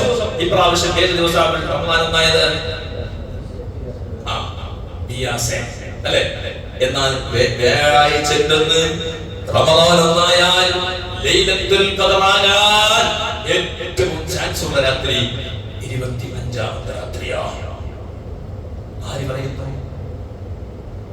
എത്രയോ ഹദീസുകൾ പാഠമാക്കിയ അല്ലാഹുവിന്റെ ആരിഫീങ്ങളിൽപ്പെട്ട മഹാന്മാർ. അതിന്റെ ഭൂമിയുടെ ഘടകങ്ങളൊക്കെ നോക്കി മനസ്സിലാക്കാൻ, സൂര്യന്റെ കറക്കങ്ങൾ, ചന്ദ്രന്റെ കറക്കങ്ങൾ എല്ലാം നോക്കി മനസ്സിലാക്കാനുള്ള കഴിവും അഗാധമായ പാണ്ഡിത്യമുള്ള മഹാന്മാർ. വെറും പള്ളിയിൽ ഇരുന്നിട്ട് ഖുർആൻ ഓതിയിട്ട് ദിക്ർ ചെയ്തവരല്ല, ഭൂഗോള ശാസ്ത്രങ്ങളൊക്കെ പഠിച്ച മഹാന്മാർ. അവരാണ് നമുക്ക് പറഞ്ഞു തരുന്നത് 25ാമത്തെ രാത്രി വളരെ സാധ്യതകളുള്ള രാത്രിയാണ്. ഇക്കൊല്ലത്തിന്റെ ലൈലത്തുൽ ഖദ്ർ അത് വരുന്നത് നാളെ രാത്രിയാണ്. പ്രിയപ്പെട്ടവരെ, പറഞ്ഞരുത്, ഉറങ്ങാനുള്ള സമയമല്ല. എത്ര ഉറങ്ങ, ജീവിതത്തിൽ എത്ര ഉറങ്ങി, എത്ര ഭക്ഷണം കഴിച്ചു, എത്ര സുഖിച്ചു, എത്ര സമ്പാദിച്ചു, എല്ലാം ദുനിയാവിന് വേണ്ടിയല്ലേ നമ്മൾ ചെയ്തത്. എന്നാൽ ആഖിറത്തിലേക്ക് വേണ്ടി കൊല്ലത്തിന്റെ ഒരു 10 ദിവസം നമുക്ക് ഉണരാൻ കഴിയില്ല എന്ന് പറഞ്ഞാൽ ആളുകൾ പറയും, ഉസ്താദ് രാത്രി കുറച്ച് ലേറ്റായി പോയാൽ സുബഹിക്ക് കച്ചവടത്തിന് പോകാൻ കഴിയുന്നില്ല, ഷോപ്പിൽ പോകാൻ കഴിയുന്നില്ല എന്നതാണ് നല്ലത്. നാളെ മഹ്ശർ ഖബറിലേക്ക് എത്തിയിട്ട് എന്താടാ ലൈലത്തുൽ ഖദ്ർ ഉസ്താദ് പറഞ്ഞില്ലേ 25 അന്ന് സാധ്യതയുണ്ട്, അന്ന് തന്നെയായിരുന്നു ലൈലത്തുൽ ഖദ്ർ, എത്ര നീ പള്ളിക്ക് പോയില്ലാന്ന് കേൾക്കുമ്പോ നിനക്ക് അറിയില്ലേ, എന്നെ അറിയില്ലേ, കൊടാജിൽ ഞാൻ എന്നെ വലിയ ആളാ, എന്റെ കച്ചവടം കുറെ സ്ഥലത്ത് ബിസിനസ് നടത്തല്ലേ ഞാൻ പോണ്ടേ, എന്റെ കുറെ കൃഷി തോട്ടം നടത്തല്ലേ ഞാൻ പോണ്ടേ, രാത്രി 1 മണി 2 മണി ആയാൽ എനിക്ക് സുബഹി കുറവയോ പോകയോ? ശരി, ഓക്കെ, ഒന്ന് കേട്ടോട്ടെ. നീ കുറെ സമ്പാദിച്ചില്ലല്ലോ, ലൈലത്തുൽ ഖദ്ർ പോലും നമുക്ക് നേടാൻ കഴിയാൻ സമ്പാദിച്ചത് ഏടേത്?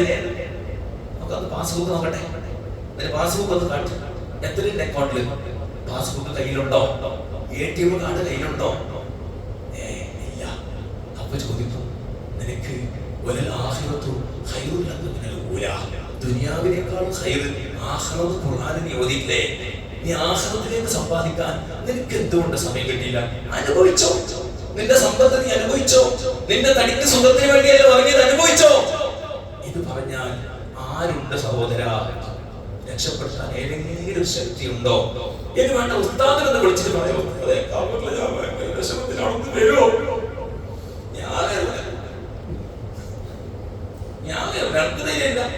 പിന്നെ നിങ്ങൾ അതിനേക്കാളും നിങ്ങൾക്ക് ഇഷ്ടപ്പെടുന്നു ആരുമില്ല. മോനെ വരുമോ?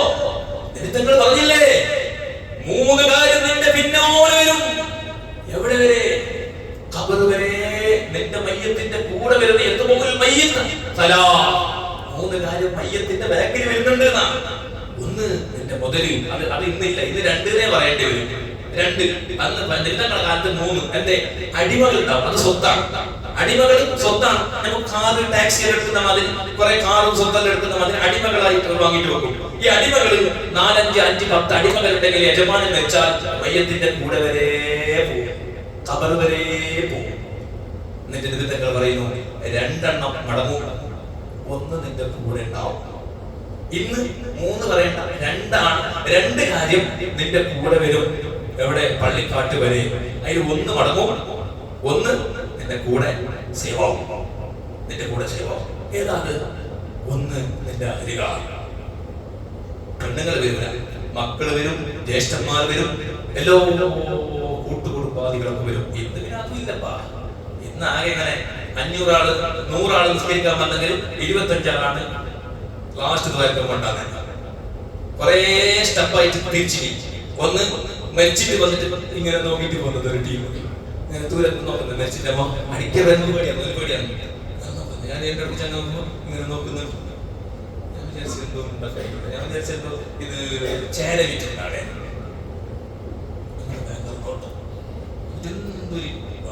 എന്തിനെങ്കിലും അങ്ങനെ നോക്കുമ്പോ അത്രയും ഞാൻ വിചാരിച്ചു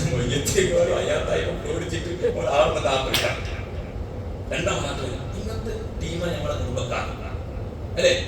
അങ്ങനെ വന്ന് പോയി പിന്നെ ഇല്ല. പിന്നെ ഒരു ടീം നിർത്തിയില്ല. സ്വന്തം അലിയാക്കല്ലേ, അലിയാക്കടെ മയ്യത്തല്ലേ, എങ്ങനെ പോണ്ട് മയ്യത്ത് സ്വന്തേക്ക് വന്നിട്ടോ വന്നിട്ട് ഓരോ ഉച്ചാമൊക്കെ തീരുന്നല്ലോ. വന്ന് മയ്യത്ത് എങ്ങനെയോ പോയിട്ട് ഉച്ചതിന്റെ എങ്ങനെ ഷോപ്പിലൊക്കെ എത്താൻ. ഇത് നോക്കുമ്പോൾ മോന് വരുമ്പോ ബാംഗ്ലൂരിന് എയർപോർട്ടിൽ കഴിഞ്ഞിട്ട് വരുമ്പോ കാർ ബ്ലോക്കായി, ട്രാഫിക് ജാമായി. 4 മണിയായി. ശരിയാ? മോന് മയ്യത്തിന് വെച്ചിട്ട് കാക്കുന്നതല്ല അവന്റെ പ്രശ്നം. ഓനി പോണം, ഓനി പോലും പൊത്തനാണ്. അങ്ങനെ തോന്നുന്നു. എന്നിട്ട് എന്റെ അടുത്തൊരു ചങ്ങായി, ഞങ്ങളെ ഒരു എന്റെ കുടുംബമല്ല, ദൂരത്തെ കുടുംബം. അങ്ങനെ സത്യം മയ്യത്തസ്കരിക്കാൻ വേണ്ടി പള്ളിയിൽ പോയി. അപ്പൊ ഞാനും എന്റെ കൊടുക്കല് ഞമ്മക്ക് അങ്ങനെ ഒരു അക്രമായ മയ്യത്തല്ല. പക്ഷെ ഞങ്ങൾക്ക് ഞാനും വിചാരിച്ചെങ്കിലും മയ്യത്തെടുത്തിട്ട് നിസ്കരിച്ചിട്ടായ പാട് പറഞ്ഞു. കാരണം നമുക്ക് ഇപ്പൊ ആഴ്ചയിൽ തിങ്കളാഴ്ച വീട്ടിലെങ്കിലും ഞമ്മക്ക് ആറ്റ പോലും മോദി വളർന്നത് നമ്മളെ കാര്യം. നമ്മൾ ഒരാഴ്ച നാട്ടിലേക്ക് വന്നിരുന്നു. നമുക്ക് കുറെ കുടുംബ സംബന്ധമായ കുറെ കാര്യങ്ങൾ കുടുംബത്തിനെ നമ്മൾ സംരക്ഷിക്കട്ടെ. വെറും പണിയും പള്ളിയിൽ മാത്രം നോക്കി നമ്മളെ കടമ തീരുവോ? ഭാര്യമാരോട്, മക്കളോട്, കുടുംബത്തോട് കടമയില്ലേ? നോക്കുമ്പോ ഞാൻ ഉമ്മാനെ എന്റെ ഭാര്യനെ കൊണ്ടേക്കും ഓർ വന്ന അങ്ങനെ ഞാൻ കുടുങ്ങിയാണ്. ഞാൻ ഏതായാലും പള്ളി നിർത്തി. അപ്പൊ ഒരു ഉസ്താദ് പറഞ്ഞു, ഉസ്താദ് എല്ലാം നോക്കിയത് ഞാൻ പോന്നേക്കും. ഈ മനുഷ്യന് അടുത്ത മയ്യത്തിലേക്ക് മയ്യത്ത് ഇമാമത്ത് നിൽക്കേണ്ടയാണ്.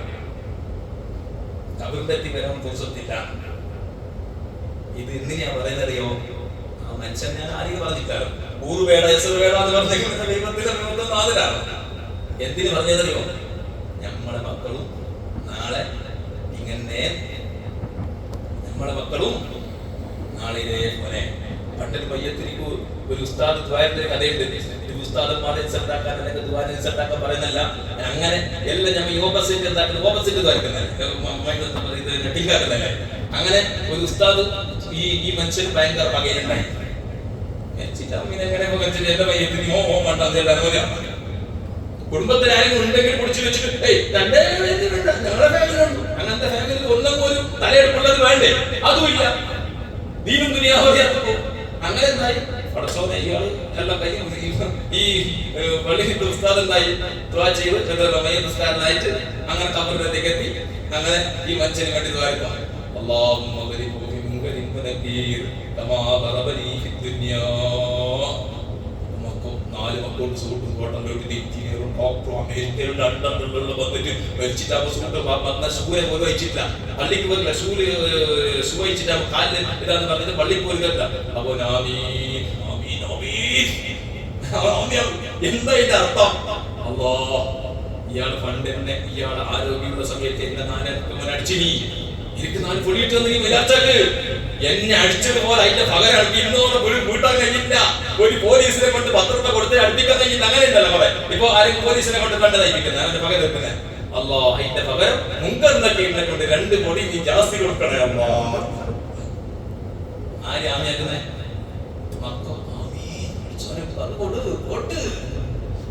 ഈ രീതിയിലല്ലേ നമ്മളവസ്ഥ? നമ്മുടെ മക്കൾക്ക് ഖബറിന്റെ അടുക്കൽ വന്നിട്ട് നിന്നിട്ട് അല്ലാഹുമ്മ സബ്ബിതുഹു ഇൻദ സുആൽ. എത്ര പേർ ഞാൻ മരിച്ചതിന് ശേഷം ഏകദേശം ഒരു 10-25 ആണ് മരിച്ചിട്ടുണ്ടാവും ചുരുങ്ങിയത്. അതിൽ 1-2 മയ്യത്തിന്റെ അടുത്താണ് ഞാൻ തസ്ബീഹ് ചൊല്ലുന്നത് കണ്ടത്. മൊയ്ലാച്ചന്റെ പണിയല്ല, മുക്രിക്കാന്റെ പണിയല്ല. ആരെ പണി? അഹിരികാര പണി, മക്കളെ പണി, മരുമക്കളെ പണി. റസൂലുള്ളാഹി തങ്ങൾ പറയുന്നു, ഒരു മനുഷ്യൻ മരിച്ചാൽ ആ മരിച്ചിട്ട് മറമാടിയതിനു ശേഷം ആ മയ്യത്തിന്റെ അടുക്കൽ വെച്ചിട്ട് ഒരു ഒട്ടകത്തിനെ അറുത്തിട്ട് അതിന്റെ മാംസങ്ങൾ പാകം ചെയ്യുന്ന സ്ഥല സമയം ഏകദേശം 2 മണിക്കൂർ സമയം ആ മയ്യത്തിന്റെ അടുക്കൽ വെച്ചിട്ട് ഒരാൾ തസ്ബീഹ് ചോദിച്ചാൽ അല്ലാഹുമ്മ സബ്ബിതുഹു ഇൻദ സുആൽ, അല്ലാഹുമ്മ അൽഹിമുൽ ജവാബ്, അല്ലാഹുമ്മ ജാഫിൽ ഖബ്റ അൻ ജംബൈ, അല്ലാഹുമ്മ ഗ്ഫിർ ലഹു വർഹംഹു, അല്ലാഹുമ്മ ആമിൻഹു മിൻ കുല്ലിൽ ഫസൽ. ഇതൊരാൾ ചൊല്ലിയാൽ അവൻ ഖബറിന്റെ ഫിത്നയിൽ നിന്ന് അദാബിൽ നിന്ന് രക്ഷപ്പെടും. എത്ര ആൾ ചൊല്ലി? മരിച്ചവന്റെ സ്വത്തിന്റെ ഒരു 1/2 സെന്റ് വെച്ച് ഒരു 10 സ്ക്വയർ ഫീറ്റ് വിറ്റെങ്കിൽ എത്രയോ ലക്ഷം കിട്ടും. ഈ നിബോധി വെച്ചിരിക്കുന്ന മക്കൾക്ക് ഉപ്പാന്റെ മയ്യത്തിലേക്ക് 2 മണിക്കൂർ നിൽക്കാൻ സമയമില്ല. ഞാൻ എന്തിനു പറയുന്നു അറിയോ? നമ്മളെ ഖബറിലേക്ക് നമ്മൾ സ്റ്റോക്കായിക്കൂടെ? നമ്മളെ മക്കളാക്കിയിട്ട് തരും, മക്കൾ തരും പറഞ്ഞാൽ അത് കിട്ടിയത് എത്ര ലാഭത്തിൽ അത് കൂട്ടിക്കോളി. ഒരു മൂലത്തിന് രക്ഷപ്പെടാനുള്ളത് നമ്മളാക്കി വെച്ചോളി.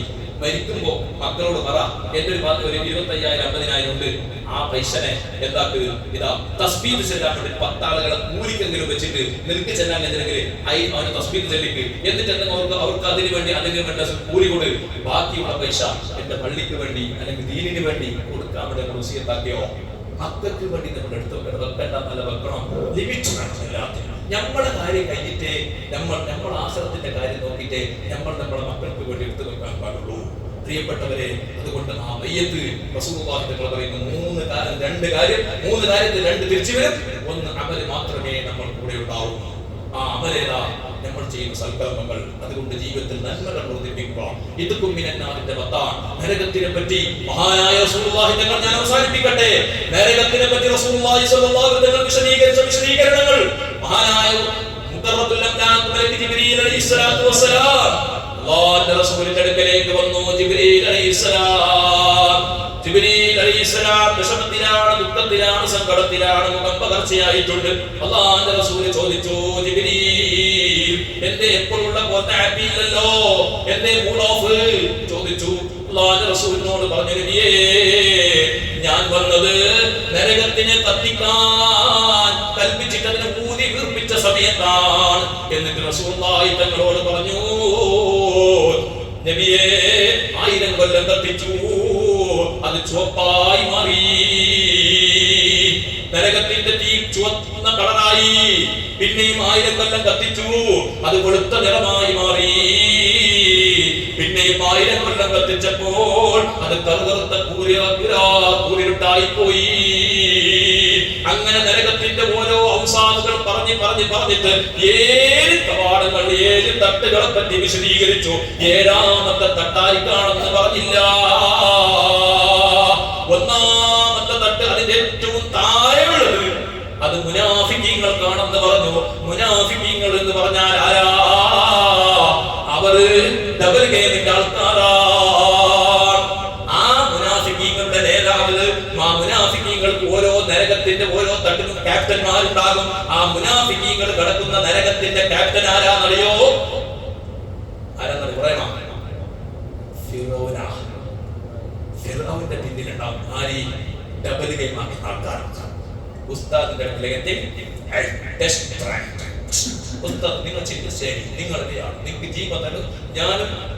ഞാൻ എന്റെ ജീവനുള്ള കാലത്തോളം നിങ്ങൾ ഇട്ടു കാണുന്നില്ലേ? അപ്പുറത്തേക്ക് അവന്റെയാണ്, ഓന്റെ തികട്ടി ഓന്റെയാണ്. എല്ലാവരും തൃപ്തിപ്പെടുത്തി ജീവിക്കുന്ന മനുഷ്യന്മാർ. ഡബിൾ ഗെയിം ഭയങ്കര ഡേഞ്ചറാ, ഭയങ്കര ഡേഞ്ചറാ. ഇന്നൽ മുനാഫിഖീന ഫി ദർക്കിൽ അസ്ഫലി മിനന്നാർ. ഈ ഗെയിം കളിക്കുന്ന സ്വഭാവം ഉണ്ടെങ്കിൽ അത് നിർത്തിക്കൊള്ളണം. നിനക്ക് എന്താ ഒരു കാര്യം? ഉസ്താദിന്റെ ഒരു വാദം വാദിക്കുന്നു, പിന്നെ ഒരു വാദം വാദിക്കുന്നു. അപ്പൊ ഉസ്താദിന്റെ തെറ്റിൽ നിങ്ങൾ ബോധ്യപ്പെട്ട ഉസ്താദെ നിങ്ങൾ ആക്കിയത് ശരിയല്ല, തീർന്നു, പ്രശ്നം തീർന്നു. ദുനിയാവിൽ ചിലപ്പോൾ ഉസ്താദിനെ ഞാൻ എന്റെ ഉദാഹരണം പറഞ്ഞുണ്ട്, എന്റെതിൽ നല്ല ഞാൻ പറയുന്നത്. രണ്ട് പ്രതികൾ വാദിക്കുന്നത്, ഒരുത്തരും നിന്റെ അടുത്ത ചങ്ങായി ഓര് പറയുന്നു ഇങ്ങനെ അതങ്ങനല്ല ഇങ്ങനെയല്ല മോന്റെ വാ. അപ്പൊ എന്തായി, ഓന് ഇയാൾക്ക് ബോധ്യപ്പെട്ട് നിന്റെ തെറ്റ്. അപ്പൊ അവനോട് പറയണം, നിന്റെ ശരിയല്ല, അത് അവന്റെ ശരി, നിന്റെ പ്രശ്നം, നീ കുറ്റം ഒഴിവാക്കി, നീ ഗുണല്ല, നീ ഗുണല്ല. ഇത്രയുടെ ഞങ്ങളുള്ള ഉള്ളോ ചെന്നെ ഉള്ളൂ, ഈ ഉള്ളോ ചെന്നല്ലേ ഓ നാട്ടിലെ ഇരിക്കണോ, എന്തെങ്കിലും ഒരു പ്രശ്നം വന്നെങ്കിൽ ഓ നാട്ടിലെ ഈ ഗ്രാമത്തിലെ ഇരിക്കണം, ജില്ലയിലെ ഇല്ല. അങ്ങനത്തെ അപ്പുറത്തേക്ക് ശരി, നീ അത് പിന്നത്തെ ഇങ്ങനത്തെ ഗെയിം കളിക്കുന്നവരെ അള്ളാഹു നരകത്തിന് അടിത്തട്ടിലേക്ക് ഇടും. അങ്ങനെ ഓരോ തട്ടുകൾ വിശദീകരിച്ചിട്ട് ഞാൻ ചുരുക്കുകയാണ്. അവസാനമായി 7ാമത്തെ തട്ട് ഏതാണെന്ന് നിമിത്തങ്ങളോട് ജിബ്രീൽ പറയുന്നില്ല. ചോദിച്ചു ജിബ്രീൽ, ഓരോന്നിനെ പറ്റി പറഞ്ഞല്ലോ, ഇനി ആ ഏറ്റവും നേരെയുള്ള തട്ടാരിക്കാണ്? അല്ലാഹുവിന്റെ റസൂലിനോട് പറഞ്ഞു, ജിബ്രീൽ അലൈഹിസ്സലാം പറഞ്ഞു, നബിയെ എനിക്ക് പറയാൻ മനസ്സ് വരുന്നില്ല, തങ്ങൾ ഉമ്മത്തീകളിൽ പെട്ട ദോഷികളായ ആളുകൾ കുറ്റം ചെയ്തിട്ട് തൗബ ചെയ്യാതെ മരിച്ചവർക്കാണ് ആ നരകത്തിന്റെ ഏറ്റവും ലഘുവായ തട്ടെന്ന് പറയുന്നു.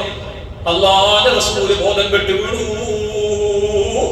അല്ലാഹുവിന്റെ റസൂല് അവിടുന്ന് ബോധരഹിതനായി വീണുപോയി. ലോകത്തിന്റെ നേതാവ്, നമുക്ക് വേണ്ടി കഷ്ടപ്പെട്ട നേതാവ്, ആ നിമിത്തങ്ങളെ വേദനിപ്പിച്ചിട്ട് നിസ്കാരമില്ലാതെ, നോമ്പില്ലാതെ, ദീനില്ലാതെ ഫസാദായി നടത്തുന്നവരെ, നമ്മുടെ നേതാവ് നമുക്ക് വേണ്ടി കഷ്ടപ്പെടുകയാണ്. റസൂലുള്ളാഹി തങ്ങളുടെ തലയെ ജിബ്രീൽ അലൈഹിസ്സലാമിന്റെ മടിത്തട്ടിൽ വെച്ചിട്ട് കുറച്ച് നേരം കഴിയുമ്പോൾ ബോധം വന്നു. സിദ്ദീഖ് ബഹുമാനപ്പെട്ട നബി സല്ലല്ലാഹു അലൈഹി വസല്ലം അല്ലാഹുവിന്റെ റസൂൽ വീട്ടിലേക്ക് പോയി. 3 ദിവസക്കാലം നബി തങ്ങളെ കാണാൻ കഴിയില്ല. നിസ്കാരം കഴിഞ്ഞാൽ ഒരാളോടും ഉണ്ടാട്ടമില്ല, ആരോടും സംസാരമില്ല, വളരെ വിഷമത്തിലാണ്. 3ാമത്തെ നബി തങ്ങളെ കാണാൻ വേണ്ടി പോയി. അല്ലാഹുവിന്റെ റസൂൽ സല്ലല്ലാഹു അലൈഹി വസല്ലം തങ്ങൾ അതാ സലാം പറഞ്ഞു, സലാം മടക്കുന്നില്ല. തിരിച്ചു വന്നു. ഉമറുൽ ഫാറൂഖ് തങ്ങൾ പോയി, സലാം പറഞ്ഞു, തിരിച്ചു വന്നു, മടക്കിയില്ല. 3ാമത്തെ ദിവസം വീണ്ടും പോകുന്നു. സൽമാൻ വേച്ച് നടത്തിക്കൊണ്ട് നടക്കാൻ കഴിയാത്ത സൽമാൻ ഇരുന്നിട്ടും നടന്നിട്ടും ഉരുണ്ടിട്ടും നിറഞ്ഞിട്ടും നിമിത്തങ്ങളെ ഹദ്റത്തിലേക്ക് എത്തി, വീട്ടിലേക്ക് എത്തി. ആയിഷ ഉമ്മാനെ വിളിച്ചു, ആയിഷ എനിക്കൊന്ന് നിമിത്തങ്ങളെ കാണണം, ആ നിമിത്തങ്ങൾക്കിലേക്ക് എത്തിക്കുമോ? അല്ലാഹുവിന്റെ റസൂൽ താമസിക്കുന്ന ആ റൂമിലേക്ക് സൽമാൻ തങ്ങൾ വന്നിട്ടുണ്ടെന്ന് വാർത്ത അറിയിച്ചു. സൽമാൻ എഴുന്നേറ്റ് നിൽക്കാൻ കഴിയാത്ത സൽമാൻ വന്നിട്ടുണ്ട്, ഇങ്ങോട്ട് കടത്തി വിടണോ? സൽമാൻ തങ്ങൾക്ക് പെർമിഷൻ കിട്ടി, അനുവാദം കിട്ടി. സൽമാൻ തങ്ങൾ നോക്കുമ്പോ നബി തങ്ങളുടെ മുഖമാകെ വളർച്ചയായിട്ടുണ്ട്. നബി തങ്ങളാകെ സങ്കടത്തിനും ദുഃഖത്തിനും പ്രയാസത്തിനുമാണ്. ചോദിച്ചു, നബിയേ എന്തിനാണ് നബിയെ തങ്ങൾ കരയുന്നത്? അല്ലാഹുവിന്റെ റസൂൽ സല്ലല്ലാഹു അലൈഹി വസല്ലം പറയുന്നു, സൽമാൻ എങ്ങനെ കരയാതിരിക്കാനാണ്? എന്റെ ജീവനേക്കാളും സ്നേഹിച്ച എന്റെ ഉമ്മത്തീങ്ങളുടെ കാര്യത്തിൽ ജിബ്രീൽ വന്നിട്ട് പറഞ്ഞതാ നരകത്തിന്റെ ഭയാനകത, ആ നരകത്തിന്റെ ഓരോ ഔസാസുകൾ നിമിത്തങ്ങൾ അതാ ജിബ്രീൽ പറഞ്ഞതിനെ പറഞ്ഞു കൊടുത്തു. എന്നിട്ട് അല്ലാഹുവിന്റെ റസൂൽ സല്ലല്ലാഹു അലൈഹി വസല്ലം തങ്ങൾ അതാ വീണ്ടും ബോധരഹിതനായി വീഴുന്നു. ഉമ്മത്തീങ്ങൾക്ക് വേണ്ടി കഷ്ടപ്പെട്ട നബിയുനാ റസൂലുള്ളാഹി ആ നബി സല്ലല്ലാഹു അലൈഹി വസല്ലം തങ്ങൾ നാളെ മഹ്ശറ ലോകത്ത് പോലും നമുക്ക് വേണ്ടി ആ നബി സല്ലല്ലാഹു അലൈഹി വസല്ലം തങ്ങൾ നമുക്ക് വേണ്ടി കഷ്ടപ്പെടുന്ന നേതാവാണ് മുഹമ്മദുർ റസൂലുള്ളാഹ്. ആ നബി തങ്ങൾ പറയുന്നു, നിങ്ങൾ നരകത്തിനെ തൊട്ട് കാക്കണേ. അത് വന്നിട്ട് ആ സലന്തം വെച്ചിട്ട് വന്നിട്ട് നബി തങ്ങൾ ആയിഷ റളിയല്ലാഹു അൻഹയോട് പറഞ്ഞു, ആയിഷ നരകം ഭയങ്കരാണ് ആയിഷ, താങ്ങാൻ കഴിയില്ല ആയിഷ. എന്നിട്ട് പറഞ്ഞു, ഇത്തഖിന്നാറ വലൗ ബിശിഖി തംറാ. എന്താ പറഞ്ഞത്? നരകത്തിന്റെ തീ കെടുത്താൻ ഏറ്റവും നല്ല ഇബാദത്ത് എന്താണെന്നറിയോ ആയിഷ? നിന്റെ കയ്യിൽ ഒരു ഈത്തപ്പയനേ ഉള്ളൂ, ഒന്നേ ഉള്ളൂ നോമ്പ് തുറക്കാൻ. എന്നാൽ ആ ഒന്നിനെ ഫുള്ള് നീ തിന്നണ്ട ആയിഷ. അതിനൊരു കീറാക്കി മുറിച്ചിട്ട് ഒരു കഷ്ണം പാവപ്പെട്ടവന് കൊടുത്തിട്ട് നീ നരകത്തിനെ കാക്കണം ആയിഷ. കാരണം റസൂലുള്ളാഹി തങ്ങൾ പറയുന്നു, ദുനിയാവിന്റെ തീയെ വെള്ളം കെടുത്തുന്നത് പോലെ നരകത്തിന്റെ തീനെ കെടുത്തുന്നത് സ്വതക്കയാണ്. ഈ റമദാനിൽ എത്രയോ സദഖ നമ്മൾ നൽകിയിട്ടുണ്ട്. പക്ഷെ ആ കൊടുക്കുന്ന സമയത്ത് നീയത്ത് കൊടുക്കണം. കൊടുക്കുമ്പോ ഒരു 10 രൂപ, ഒരു 100 രൂപ ഒരു പാവപ്പെട്ട ഉസ്താദിന്, ഒരു മിസ്കീന്, ഒരു കുടുംബത്തിൽപ്പെട്ട ഒരു പാവപ്പെട്ടവന് 100 രൂപ കൊടുക്കും. കൊടുക്കുമ്പോ ഇതാരും എന്റെ നോട്ട് ഇങ്ങനെ കാണണോന്ന് വിചാരിച്ചിട്ടല്ല. ചില ആൾക്കാർ അങ്ങനെ 10ന്റെ നോട്ടാണ് ചുരുട്ടിട്ട് തരും, 500 നോട്ട് ഇങ്ങനെ ഇടും. അതല്ല, അതൊന്നും അതിലൊന്നും കാര്യമില്ല. മുഅ്മിനീങ്ങളെ, നമുക്കെല്ലാം അല്ലാഹുവിന് വേണ്ടിയാണ് ചെയ്യുന്നത്. ആ 500 രൂപയുടെ നോട്ട് കൊടുക്കുമ്പോ ഇതെന്റെ നരകത്തിൽ നിന്ന് രക്ഷപ്പെടുത്താനുള്ളതാണ് എന്ന നിനക്ക് നീയത്തോടുകൂടെ നരകത്തിനെ പൊരിച്ചവർ അല്ലാഹുവിന്റെ റസൂൽ പറഞ്ഞ ചെറിയ ഹദീസ് പറഞ്ഞുകൊണ്ട് അവസാനിപ്പിക്കുന്നു. നബി സല്ലല്ലാഹു അലൈഹി വസല്ലം കുല്ലു ഖൈനും ബാഖിയത്തു യൗമൽ ഖിയാമ, നാളെ മഹ്ശർ ലോകത്തിന്റെ എല്ലാ കണ്ണുകളും കരയും. 3 കണ്ണുകൾക്ക് കരച്ചിലുകളില്ല എന്ന് പറഞ്ഞാൽ 3 വ്യക്തികൾക്ക് 3 ടീമിന് കരച്ചിലില്ല. ഒന്നാമത്തെ ടീം ഏതാ? അള്ളാഹുവിനു വേണ്ടി വറക്കം വഹിച്ച കണ്ണുകൾ, അള്ളാഹുക്ക് വേണ്ടി ലൈലത്തുൽ ഖദ്ർ കിട്ടണമെന്ന് 2 മണിയോളം ഉറങ്ങാതെ നിന്നു. ഒരു ഭാഗത്ത് വറക്കം വരുന്ന്, അങ്ങോട്ടും മാറുന്ന് ഇങ്ങോട്ടും മാറുന്ന്. ആ സമയത്ത് എഴുന്നേറ്റും നടന്നിട്ടും ഇരുന്നിട്ടും ചെരിഞ്ഞിട്ടും അങ്ങോട്ടും മുഖം കഴിച്ചും എല്ലാം കഷ്ടപ്പെട്ടിട്ട് ഇന്ന് കിട്ടിയത് 83 മാസത്തിൻ്റെതല്ലേ എന്ന നിലക്ക് 83 കൊല്ലത്തിന്റെ ഒരു ഇബാദത്തല്ലേ കിട്ടുന്നതെന്ന് വിചാരിച്ച് ഉറക്കം പോയിട്ട് അള്ളാഹുക്ക് വേണ്ടി മാത്രം. ഞാൻ പള്ളിക്ക് വന്നിട്ട് ഉസ്താദ് കേൾക്കുമ്പോൾ ആൾക്കാരൊക്കെ ചോദിക്കുമെന്ന് വിചാരിച്ചിട്ട് പള്ളിക്ക് വരണ്ട. നിങ്ങൾ വർക്കും പോയി, ഇബാദത്തും പോയി, അള്ളാഹ്ക്ക് വേണ്ടി മാത്രം വരാം. അങ്ങനത്തെ ആളുകൾക്ക് നാളെ മഹ്ശറാലോകത്ത് കരച്ചിലുകളില്ല. അവന്റെ കണ്ണ് ഹാപ്പിയാണ്. രണ്ടാമത്തെ കണ്ണ് അള്ളാഹനെ പേടിച്ചിട്ട് ഒരു തുള്ളി കണ്ണുനീർ, ഒരു ഈച്ചയുടെ കൊതുകിന്റെ ചിറകിന്റെ അത്ര, ഒരു ഈച്ച എന്ന് പറഞ്ഞാൽ തന്നെ ചെറിയ തൂക്കമുള്ളത്, അതിന്റെ ആ ഈച്ചന്റെ ചിറകിന്റെ അത്ര തൂക്കം, അത്ര തണ്ണി നിന്റെ കണ്ണിൽ നീ ഉത്വാട്ടിനെ. എന്തിനു പേടിച്ചിട്ട്? പടച്ചോനെ നരകം എന്ന് ഉസ്താദ് നരകത്തിന്റെ ഭയാനകത പറഞ്ഞു. അല്ലാഹ് നരകത്തിൽ എന്നെ വിട്ടാരാരുമില്ല. ആക്സിഡന്റ് ആയിട്ട് അപകടത്തിൽപ്പെട്ട് ഹോസ്പിറ്റലായാൽ എത്ര ആള് നമ്മൾ താങ്ങാനുണ്ട്. ഒരു അപകടത്തിൽപ്പെട്ടിട്ട് ഒരു രോഗം വന്നിട്ട് നമ്മൾ വിശ്രമത്തിലായി എത്ര ആള് നമുക്ക് ജ്യൂസ് വേണ, കൊണ്ടം വേണ, അത് വേണ, ഇത് വേണ ചോദിക്കാൻ എത്രയോ ആൾക്കാരുണ്ട്. നമ്മൾ നാളെ അള്ളാന്റെ കോടതിയിൽ നമ്മൾ തോറ്റുപോയാൽ ഒരു വ്യക്തിയില്ല. എല്ലാവരും വിട്ടുപോകുന്ന ആ മഹ്ശറ, ആ നരകത്തിനെ പേടിച്ചിട്ട് ഒരു തുള്ളി കണ്ണുനീര് ഉറ്റിക്ക് അന്നാനെ ഓർത്ത് ഒറ്റയ്ക്ക് ഇരുന്നിട്ട് തരാം. എന്നിട്ട് ആ കണ്ണ് നിറച്ചിട്ട് ആ കണ്ണുനീര് സാക്ഷിയാക്കി പടച്ചവരോട് പറ, ഈ നിനക്ക് സാക്ഷിയാണല്ലേ എന്ന നരകത്തിന് കാക്കണേ അല്ലാഹ്. അതുപോലെ തന്നെ അള്ളാഹനെ പേടിച്ചിട്ട് ഹറാം കാണുമ്പോൾ കണ്ണടച്ചവർ റോഡിലൂടെ പോകുമ്പോൾ നല്ല സുന്ദരിയായ ഒരു പെണ്ണിനെ കാണുന്നു. അങ്ങാടി നോക്കുമ്പോൾ ഒരു സാധനം വാങ്ങാൻ വേണ്ടി പുത്തൂരിലൊക്കെ ഷോപ്പിൽ പോയതാ. നോക്കുമ്പോ ആരുമില്ല. അങ്ങനെ എന്തായി? ആ നോക്കുമ്പോ ഷോപ്പിൽ നല്ല ചന്തത്തിന്റെ ഒരു പെൺകുട്ടിയായിട്ടുള്ളത് കഷ്ടപ്പെട്ട് ഒരു ഷോറൂമിൽ പോയി വിചാരിച്ചോ, പേയ്മെന്റ് അടക്കാൻ വേണ്ടി ഓഫീസിന്റെ ഉള്ളിലത്തെ ആ ഒരു കൗണ്ടറിലേക്ക് പോയി നോക്കുമ്പോ നല്ല ചെറുപ്പക്കാരിയായ പെൺകുട്ടിയാണ്. ആ സമയത്ത് നീ അവളോട് ഇങ്ങനെ കൊഞ്ചാണ്, അങ്ങനെ അവളോട് കുറച്ചും കൂടി കാര്യങ്ങൾ ചോദിക്കുന്ന ചില ആൾക്കാർ അങ്ങനത്തെ ഒരു സ്വഭാവമുണ്ട്. ഒരു ഫ്രിഡ്ജ് പോയിട്ട് ബില്ലാക്കാൻ വേണ്ടി പോയത്, എന്നിട്ട് ഓളോട് സംസാരിക്കാൻ വേണ്ടി പിന്നെ ചോദിക്കാം, ഇതിന്റെ ഡബിൾ ഡോറിന് എത്രയാന്ന്, മറ്റേന് എത്രയാന്ന് ഇങ്ങനെ ചോദിച്ചിട്ട് ഓരോട് ലഭ്യത്ത് കിട്ടാം. അങ്ങനെയല്ല, ആ സമയത്ത് നിനക്ക് നിർവാഹമില്ല. നീ അവരോട് സംസാരിക്കുമ്പോ അടിക്ക് തലയിട്ട് കണ്ണടച്ചിട്ടില്ലെങ്കിലും ഒന്ന് അടിക്ക് തന്നിട്ട് ശ്രദ്ധ തെറ്റിച്ചിട്ട് അവരോട് ചോദിച്ചതിന് ഉത്തരം പറഞ്ഞ് ആ സമയത്ത് നിന്റെ മനസ്സിൽ ഒറ്റൊരു ചിന്ത, പടച്ചോനെ അവളോട് നോക്കിയത് കൊണ്ട് എനിക്കൊരു കാര്യമില്ല, ഒരു കാര്യമില്ല. അവളെ സുഖിക്കാനൊക്കെ കിട്ടൂ. ആകെ നോക്കിയിട്ടൊരു മനസ്സിൽ ഒരു പിശാചിന്റെ സന്തോഷം മാത്രമേ കിട്ടൂ. അതുകൊണ്ട് ഞാനത് നോക്കാതിരുന്നാൽ എന്റെ റബ്ബിന്റെ അടുക്കൽ എനിക്ക് രക്ഷപ്പെടാനോ മഹാനിമില്ല. ഇങ്ങനെ ചെയ്തവൻ നാളെ അല്ലാഹുവിന്റെ മഹ്ശറ ലോകത്ത് നരകത്തിലേക്ക് അവൻ പോകൂല. ആ കണ്ണുകൾ ഹാപ്പിയായിരിക്കും. അങ്ങനെ റസൂലുള്ളാഹി തങ്ങൾ പറഞ്ഞു തന്നിട്ടുണ്ട്. ഇങ്ങനെ ഹറാമുകൾ പൂർണ്ണമായി വിട്ടുനിൽക്കാൻ ഒരു സന്മനസ് ഇനിയുള്ള ദിവസങ്ങളിൽ ഇൻഷാ അല്ലാഹ്, ഇനി ചുരുങ്ങിയ ദിവസം റമദാനിന്റെ 23ാമത്തെ നോമ്പ്, ഇനി 6 7 നോമ്പേ നമുക്കുള്ളൂ. അതുകൊണ്ട് പ്രിയപ്പെട്ട പൊന്നാര മുഅ്മിനീങ്ങളെ, ഇനിയുള്ള ദിവസങ്ങൾ നന്നായി അല്ലാഹുവിലേക്ക് കേരിച്ച് മടങ്ങാം. നന്നായി ജമാഅത്ത് നിസ്കാരം ഒന്നും മുടക്കാതെ വരാം. ജമാഅത്ത് തറാവീഹ് ഒന്നും മുടക്കരുത്. അത്താദ് പോലും മുടക്കാതെ പള്ളിയിലേക്ക് എത്താൻ വേണ്ടി ശ്രദ്ധിക്കാം. തറാവീഹിന് മുമ്പുള്ള ഇശാ നിസ്കാരത്തിന്റെ ജമാഅത്തിന് കുറേ ആൾക്കാർ മസ്ബൂക്കികളാണ്. അതുകൊണ്ട് പ്രിയപ്പെട്ടവരെ, സ്നേഹത്തോടെ പറയുന്നു, നിങ്ങളോട് ഇത്തരം കടങ്ങളുള്ളത് കൊണ്ട്, സ്നേഹമുള്ളത് കൊണ്ട് പറയാം. നിങ്ങൾക്ക് നഷ്ടപ്പെടുന്നത് കാണുമ്പോൾ നമുക്ക് ഒരു 10 ആൾക്ക് ഒരു ബിരിയാണി, നല്ല ബിരിയാണി ഉണ്ടെന്ന് വെച്ചോ, ആ ബിരിയാണി ഒരു 10 ആൾക്ക് ബിരിയാണി കിട്ടി ഞങ്ങൾ ബേജാറാണില്ലേ? 10 10 ആൾക്ക് നല്ല ചോറ് കൊടുത്ത് ബിരിയാണി കിട്ടി ഞാൻ വരാം. അതിനേക്കാളും വലിയ ബേജാറാണ്. ഒരു 100 ആൾ നിസ്കരിക്കാൻ വന്നു, 20 ആൾക്ക് ഇശാ നിസ്കാരത്തിന് ജമാഅത്ത് കിട്ടിയില്ല എന്ന് പറഞ്ഞാൽ വലിയ നഷ്ടമാണത്. അതുകൊണ്ട് ആ ജമാഅത്തിലേക്ക് തന്നെ വരാൻ വേണ്ടി ശ്രദ്ധിക്കുക. 27ാമത്തെ രാത്രി ഇൻഷാ അല്ലാഹ് തിങ്കളാഴ്ച കഴിഞ്ഞ ചൊവ്വാഴ്ച രാത്രി അല്ലേ 27 അല്ലേ? അന്ന് ഏറ്റവും കൂടുതൽ ഭൂരിപക്ഷം വരുന്ന പണ്ഡിതന്മാർക്ക് ലൈലത്തുൽ ഖദറാകാൻ സാധ്യതയുണ്ടെന്ന് പറഞ്ഞ ദിവസം 23/5 കഥ ഞാൻ പറഞ്ഞു. അതൊരു അഭിപ്രായമാണ്. 27 വലിയ സാധ്യത പറഞ്ഞിട്ടുണ്ട്. അതുകൊണ്ട് 27 പള്ളിയിലേക്ക് എല്ലാവരും വരണം. എന്നിട്ട് നമുക്ക് പ്രത്യേകമായ കൂട്ടു പ്രാർത്ഥനകളൊക്കെ നടത്തണം. ആ ദുആഇന്റെ മജ്‌ലിസുകളിലൊക്കെ നിങ്ങൾ കൂടണം. അത് കഴിഞ്ഞിട്ട് പിന്നെ ഉള്ളത് 29ാമത്തെ രാത്രി. ഏറ്റവും ശ്രേഷ്ഠമാണ്.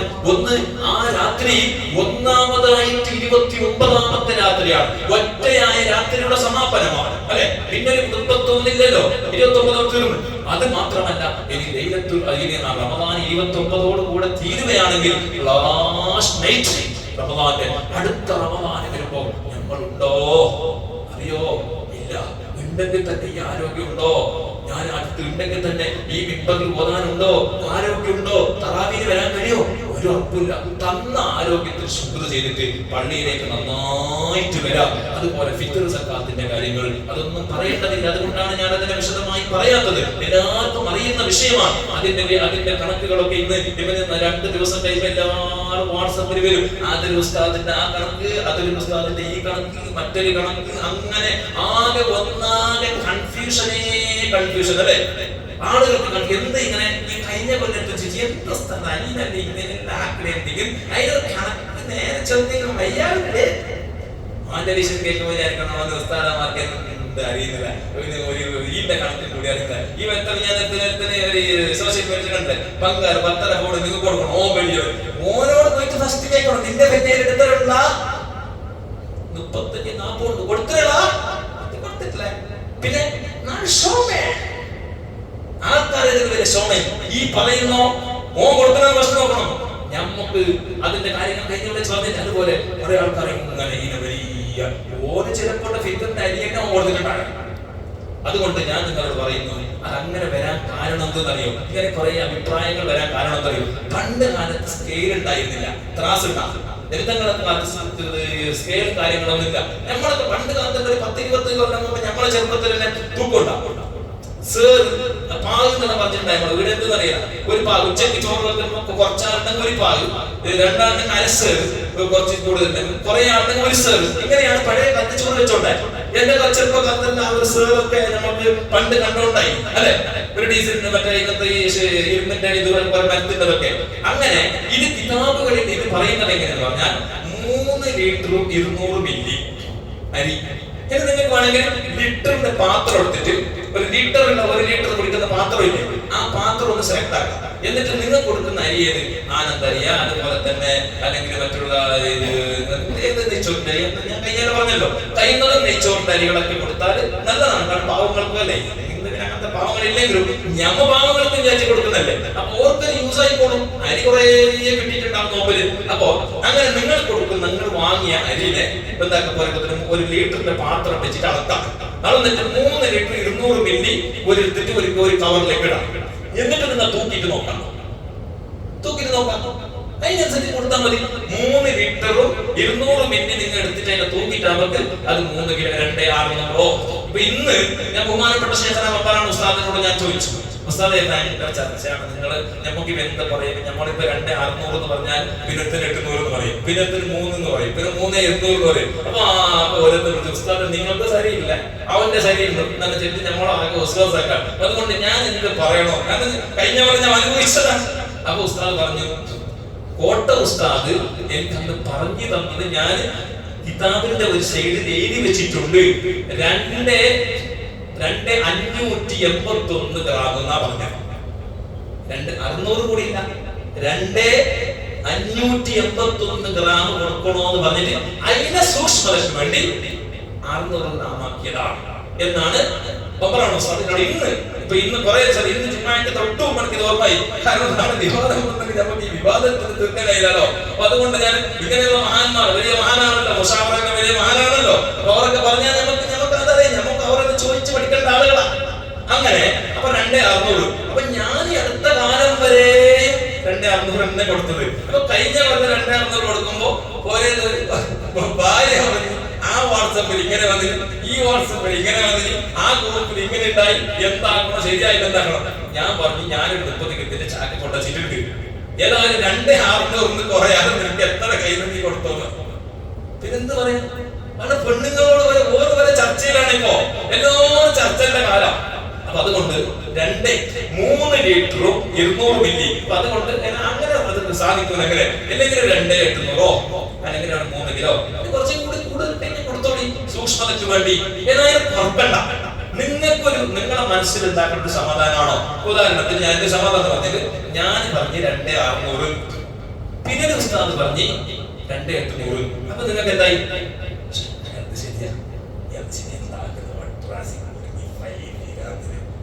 അപ്പൊ എന്താക്കാം, നിങ്ങൾക്ക് രണ്ടാളുകൾ 2 സമാധാനക്കാരും വൈകിട്ട് എന്താക്കാം, 2800 കൊടുക്കാം. എന്തായപ്പോ 600 ശരിയായി, 800 ശരിയായി, 2600. ഞങ്ങൾക്ക് നമ്മളെ ഓർത്തിട്ടുള്ള കത്തി വരെ അയാളെ വഴിയാവും. ബാക്കിയുള്ള അയാളുടെ തലയിൽ കത്തക്കൊന്നും ചപ്പാത്തിക്കണ്ട, എന്റെ തലയിൽ കത്തിക്കാനൊന്നും ആരും വേണ്ട. അപ്പൊ നിങ്ങൾ 2,600 ഏതെങ്കിലും 2,600 തന്നെ കൊടുത്ത് നിങ്ങൾക്ക് എത്തിയിട്ടാ മതി. ഏത് കുറച്ചേ കൊടുത്ത് അപ്പുറത്തെ പെരുന്നാളിന് പോയി അരി കൊടുത്തില്ലേ, എത്ര കൊടുത്തില്ല?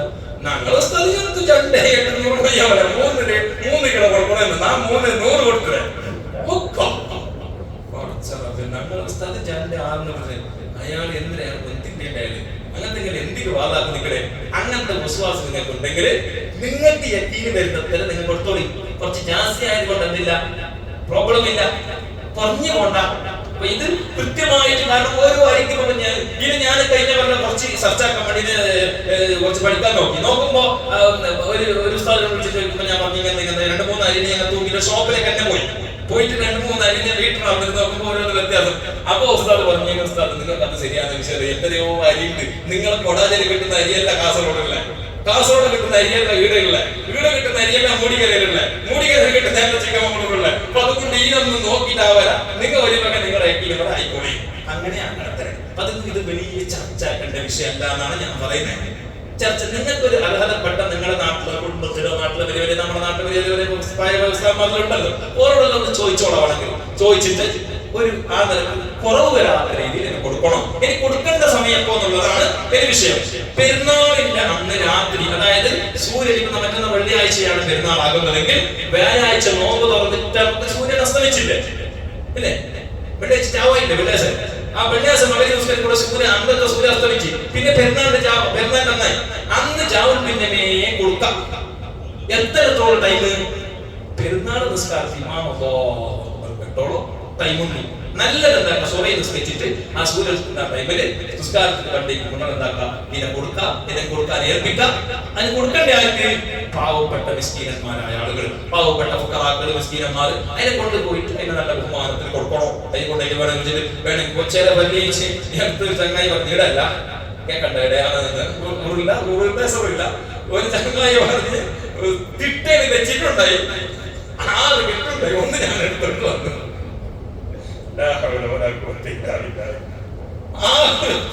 അപ്പൊ ഞാൻ ചോദിച്ചു, നീ എന്ത് പറഞ്ഞ് ഇങ്ങനത്തെ ഒരു ബോളത്താക്കാറുണ്ട്? 6 കെട്ട് ചിലപ്പോ വേറെ ആയിരിക്കും വെച്ചില്ലെങ്കിൽ, അല്ലെ? ആരെങ്കിലും 6 മക്കൾക്ക് വേറെ ആയിരിക്കും വെച്ചില്ലെങ്കിൽ 6 ഒന്നര അടുത്ത വന്നേ. ഞാൻ പറഞ്ഞു, ഏതായാലും നീ എന്താക്കി സൂക്ഷ്മതയ്ക്ക് വേണ്ടി അവനോട് ചോദിക്കുമ്പോൾ പറഞ്ഞത് ഞാനൊരു കെട്ടെടുത്തോണ്ട് ഡോർ ഓപ്പൺ ചെയ്യില്ല, നാടെടുത്ത ഇങ്ങനെല്ലാം ആക്കണ്ട, നേരെ എന്താക്കണോ കൊണ്ടുപോയിട്ട് അല്ലെങ്കിൽ ബാക്കിയിട്ടെല്ലാം ഞമ്മ ശമ്പളത്തിന് ആളാക്കുന്നില്ലേ, അതിന് ഒരു 500 കൊടുക്കരുത്. 500 കൊടുത്താൽ 10 പേർക്ക് 2 കെട്ട് കൊടുക്കുന്ന സമയത്ത് ഇത് എന്റെ ഫിത്തറിന്റെ സക്കാത്തിന്റെ അരി പറഞ്ഞ് നീയത്താക്കണം.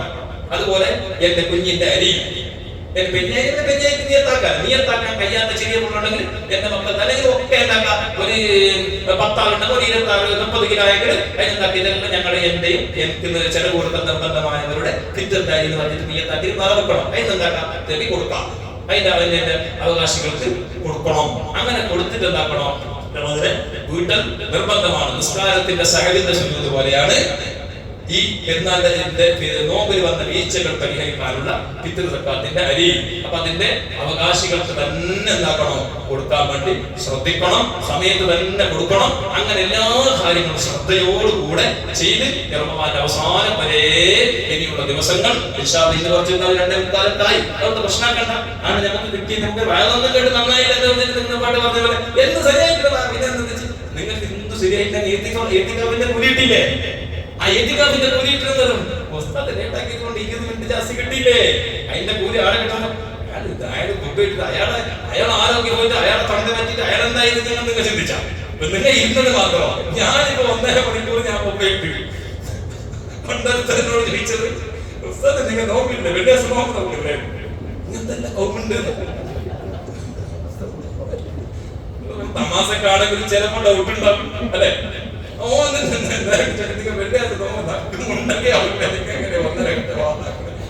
അരഘണ്ട കുത്തുമ്പോ നിസ്കാരായിട്ട് വാർത്തതാക്കണേ.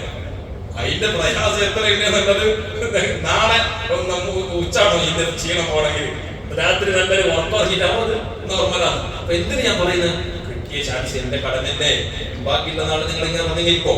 അപ്പൊ നിങ്ങൾ ഒരു എത്തിക്കാഫിന്റെ നിയത്തെല്ലാം വെച്ചിട്ട് ഇരിക്കാൻ വേണ്ടി നിയത്തിൽ വന്നോളൂ. അപ്പൊ നിങ്ങളെയും സഹായിക്കണ്ട എന്ന നിലക്ക് അള്ളാന്റെ അടുക്കലേക്ക് കൂലി കിട്ടും. ഈ പറഞ്ഞതിന്റെ അടുത്ത് കൂലി കിട്ടും എന്നൊരു പ്രതീക്ഷ ഉണ്ട്. കാരണം നമുക്കിത് കൂലി കിട്ടാൻ വേണ്ടി പറയുന്നത്. ഞാൻ സ്വാലിഹായത് കൊണ്ട്, ഞാൻ വലിയ മുത്തക്കിയായത് കൊണ്ട്, ഞാൻ ഉപദേശിക്കാനും അർഹതപ്പെട്ട അങ്ങനെയുള്ള ആളുകളോടൊക്കെ ഞാൻ പറയുന്നു, ഞാനിത് എന്റെ ഡ്യൂട്ടിയും എന്റെ അള്ളാന്റെ അടുക്കൽ കൂലി കിട്ടാനുള്ള ദൈവത്താണ് ഞാൻ നടത്തുന്നത്. ആ ദൈവത്തിന് എനിക്ക് കൂലി കിട്ടും. അതുകൊണ്ട് അത്തരം ഫസാദുകൾ എല്ലാം മാറി നിന്ന് ഇൻഷാ അല്ലാഹ് നല്ല കൃത്യസമയത്തൊക്കെ ഇതിലേക്ക് നമ്മുടെ പള്ളിയിലേക്കൊക്കെ വന്ന് ബാക്കിയുള്ള കാര്യങ്ങളൊക്കെ ഇൻഷാ അല്ലാഹ് നമുക്ക് അതിന്റെ അവസരം പോലെ നമുക്ക് പറയാം. അല്ലാഹു നമുക്ക് തൗഫീഖ് നൽകട്ടെ. അല്ലാഹു ഇതുവരെ നാം പറഞ്ഞതും കേട്ടതും അല്ലാഹു സ്വാലിഹായ അമലായി അല്ലാഹു നമുക്ക് കബൂൽ ചെയ്യട്ടെ. അർഹമർ റഹീമിനായ റബ്ബ് സുബ്ഹാനഹു വ തആല നമ്മുടെ ഈ മജ്ലിസിലേക്ക് നീ കബൂലാക്കണം റഹ്മാനെ. ഒരുപാട് തിരക്കുണ്ട്, ക്ഷീണമുണ്ട്, പ്രയാസമുണ്ട്, എഴുന്നേൽക്കാൻ കഴിയാത്ത വേദനയും കൈവേദനയും കാലുവേദനയൊക്കെയുള്ള ആളുകൾ അപ്പൊ ഇത്രയും സമയം ഇരുന്നിട്ട് ഈ മജ്ലിസ് കണ്ടപ്പോൾ അല്ലാഹുവേ സന്തോഷമുണ്ട് റബ്ബേ. നിന്റെ ദീനിനോടുള്ള മഹബത്ത് വെച്ച് ഇരുന്നതാണ് റബ്ബേ. അല്ലാഹു ഇരുന്ന ഈർത്തം നീ ഹൈവാക്കി കളയുന്ന റഹ്മാനെ. അർഹമായ പ്രതിഫലം നൽകണേ റഹ്മാനെ. ഈർത്തത്തിൽ നീ ബർക്കത്ത് നൽകണേ അല്ലാഹ്. പടച്ചവനെ ഇരുന്നതിന്റെ കാരണം കൊണ്ട് ഞങ്ങൾ എല്ലാവരുടെ കച്ചവട ജോലികൾ നീ ബർക്കത്ത് നൽകണേ റഹ്മാനെ. ഞങ്ങൾക്ക് നീ എല്ലാ തരത്തിലുള്ള ഖൈറിന്റെ വാതിലുകൾ നീ തുറക്കണേ റഹ്മാനെ. ഞങ്ങൾക്കും ഞങ്ങളുടെ മാതാപിതാക്കൾ, ഞങ്ങളുടെ ഉസ്താദുമാർ, മശായിഖുകൾ, ഞങ്ങളുടെ ഭാര്യ സന്താനങ്ങൾ, ഞങ്ങളെ സഹായിച്ച് സ്നേഹിച്ച് സഹകരിച്ച എല്ലാവർക്കും നീ ഖൈറും ബർക്കത്തും റാഹത്തും സന്തോഷവും നൽകണേ റഹ്മാനെ. എല്ലാ വേദന വിഷമങ്ങളും ഹംഗങ്ങളെല്ലാം നീ മാറ്റിത്തരണേ റഹ്മാനെ. അല്ലാഹു ഞങ്ങളുടെ കൂട്ടത്തിൽ ഒരുപാട് ആളുകൾ രോഗികളായി കഴിയുന്നവരുണ്ട്, അവർക്ക് നീ ശിഫ നൽകണേ റഹ്മാനെ. അല്ലാഹു ഞങ്ങളുടെ ജമാഅത്തിൽ ഒരുപാട് രോഗികളുണ്ട്, ബാബാജി അടക്കമുള്ള ഒരുപാട് ആളുകൾ പേര് പറയാതെയും പറയുന്നതായുള്ള പ്രത്യേക ദുആ ചെയ്യാൻ വേണ്ടി പറഞ്ഞിട്ടുണ്ട്. അദ്ദേഹം അതുപോലെ ഒരുപാട് ആളുകൾ രോഗിയായി കിടക്കുന്ന ആളുകൾ അതേ സമയത്ത് ഞങ്ങളോട് ദുആ ചെയ്യാൻ വേണ്ടി വസിയത്ത് ചെയ്തിട്ടുണ്ട്. അല്ലാഹു അവർക്ക് 8 പേര് പറഞ്ഞിട്ടുണ്ടെങ്കിലും നിനക്കെല്ലാം അറിയുന്നവരാണല്ലോ റബ്ബേ. എല്ലാവർക്കും നീ ശിഫ നൽകണേ അല്ലാഹ്, ആഫിയത്ത് നൽകണേ അല്ലാഹ്, ആരോഗ്യം നൽകണേ റഹ്മാനെ. മാരകമായ രോഗങ്ങളെ തൊട്ട് കാക്കണേ റബ്ബേ. പ്രത്യേകിച്ച് എൻ്റെ ഉമ്മാവും അവർക്ക് രോഗികളാണ്, പ്രയാസത്തിലാണ് റബ്ബേ. അല്ലാഹു ഇനിയും ഒരുപാട് കൊല്ലം ഞങ്ങളോടൊക്കെ ഞങ്ങൾക്ക് അവരുടെ തണല് വേണമെന്ന് ആഗ്രഹിക്കുകയാണ് റബ്ബേ. അല്ലാഹു നീ ആയുസ് നല്ലതാക്കി കൊടുക്കണേ അല്ലാഹ്. അവർക്ക് നീ രോഗങ്ങൾ നീ ശരിയാക്കി കൊടുക്കണേ റഹ്മാനെ. അവരൊക്കെ കഷ്ടപ്പെട്ടുകൊണ്ട് ഞങ്ങൾ അധ്വാനിച്ചുകൊണ്ട് ഈ മേഖലയിലേക്ക് ഞങ്ങൾ എത്തിച്ചത് കൊണ്ടാണ് ഞങ്ങൾ ഇത്രയും ദീനിന്റെ ഒരു ഖിദ്മത്ത് ചെയ്യാൻ ഞങ്ങൾ അവസരം ഉണ്ടായത്. ഇതിന്റെ എല്ലാം ഒരു പ്രതിഫലം അവർക്ക് നീ നൽകണം റഹ്മാനെ. ഇതെല്ലാം അവർക്ക് നീ സന്തോഷിക്കുന്ന അമലുകളാക്കണം റഹ്മാനെ. ദുനിയാവിലും ആഖിറത്തിലും ഗുണം ചെയ്യുന്ന മക്കളായി ഞങ്ങളുടെ മക്കളെ, ഞങ്ങളെയും ഞങ്ങളുടെ മക്കളെ ഞങ്ങളെ ഉൾപ്പെടുത്തണേ റഹ്മാനെ. ഞങ്ങളുടെ മാതാപിതാക്കൾ ഗുണം ചെയ്യുന്ന മക്കളായി നീ കബൂലാക്കണം. അതുപോലെ ഞങ്ങളുടെ മക്കളെയും ഞങ്ങൾക്ക് ഗുണം ചെയ്യുന്ന മക്കളായി നീ വളർത്തിത്തരണം റഹ്മാനെ.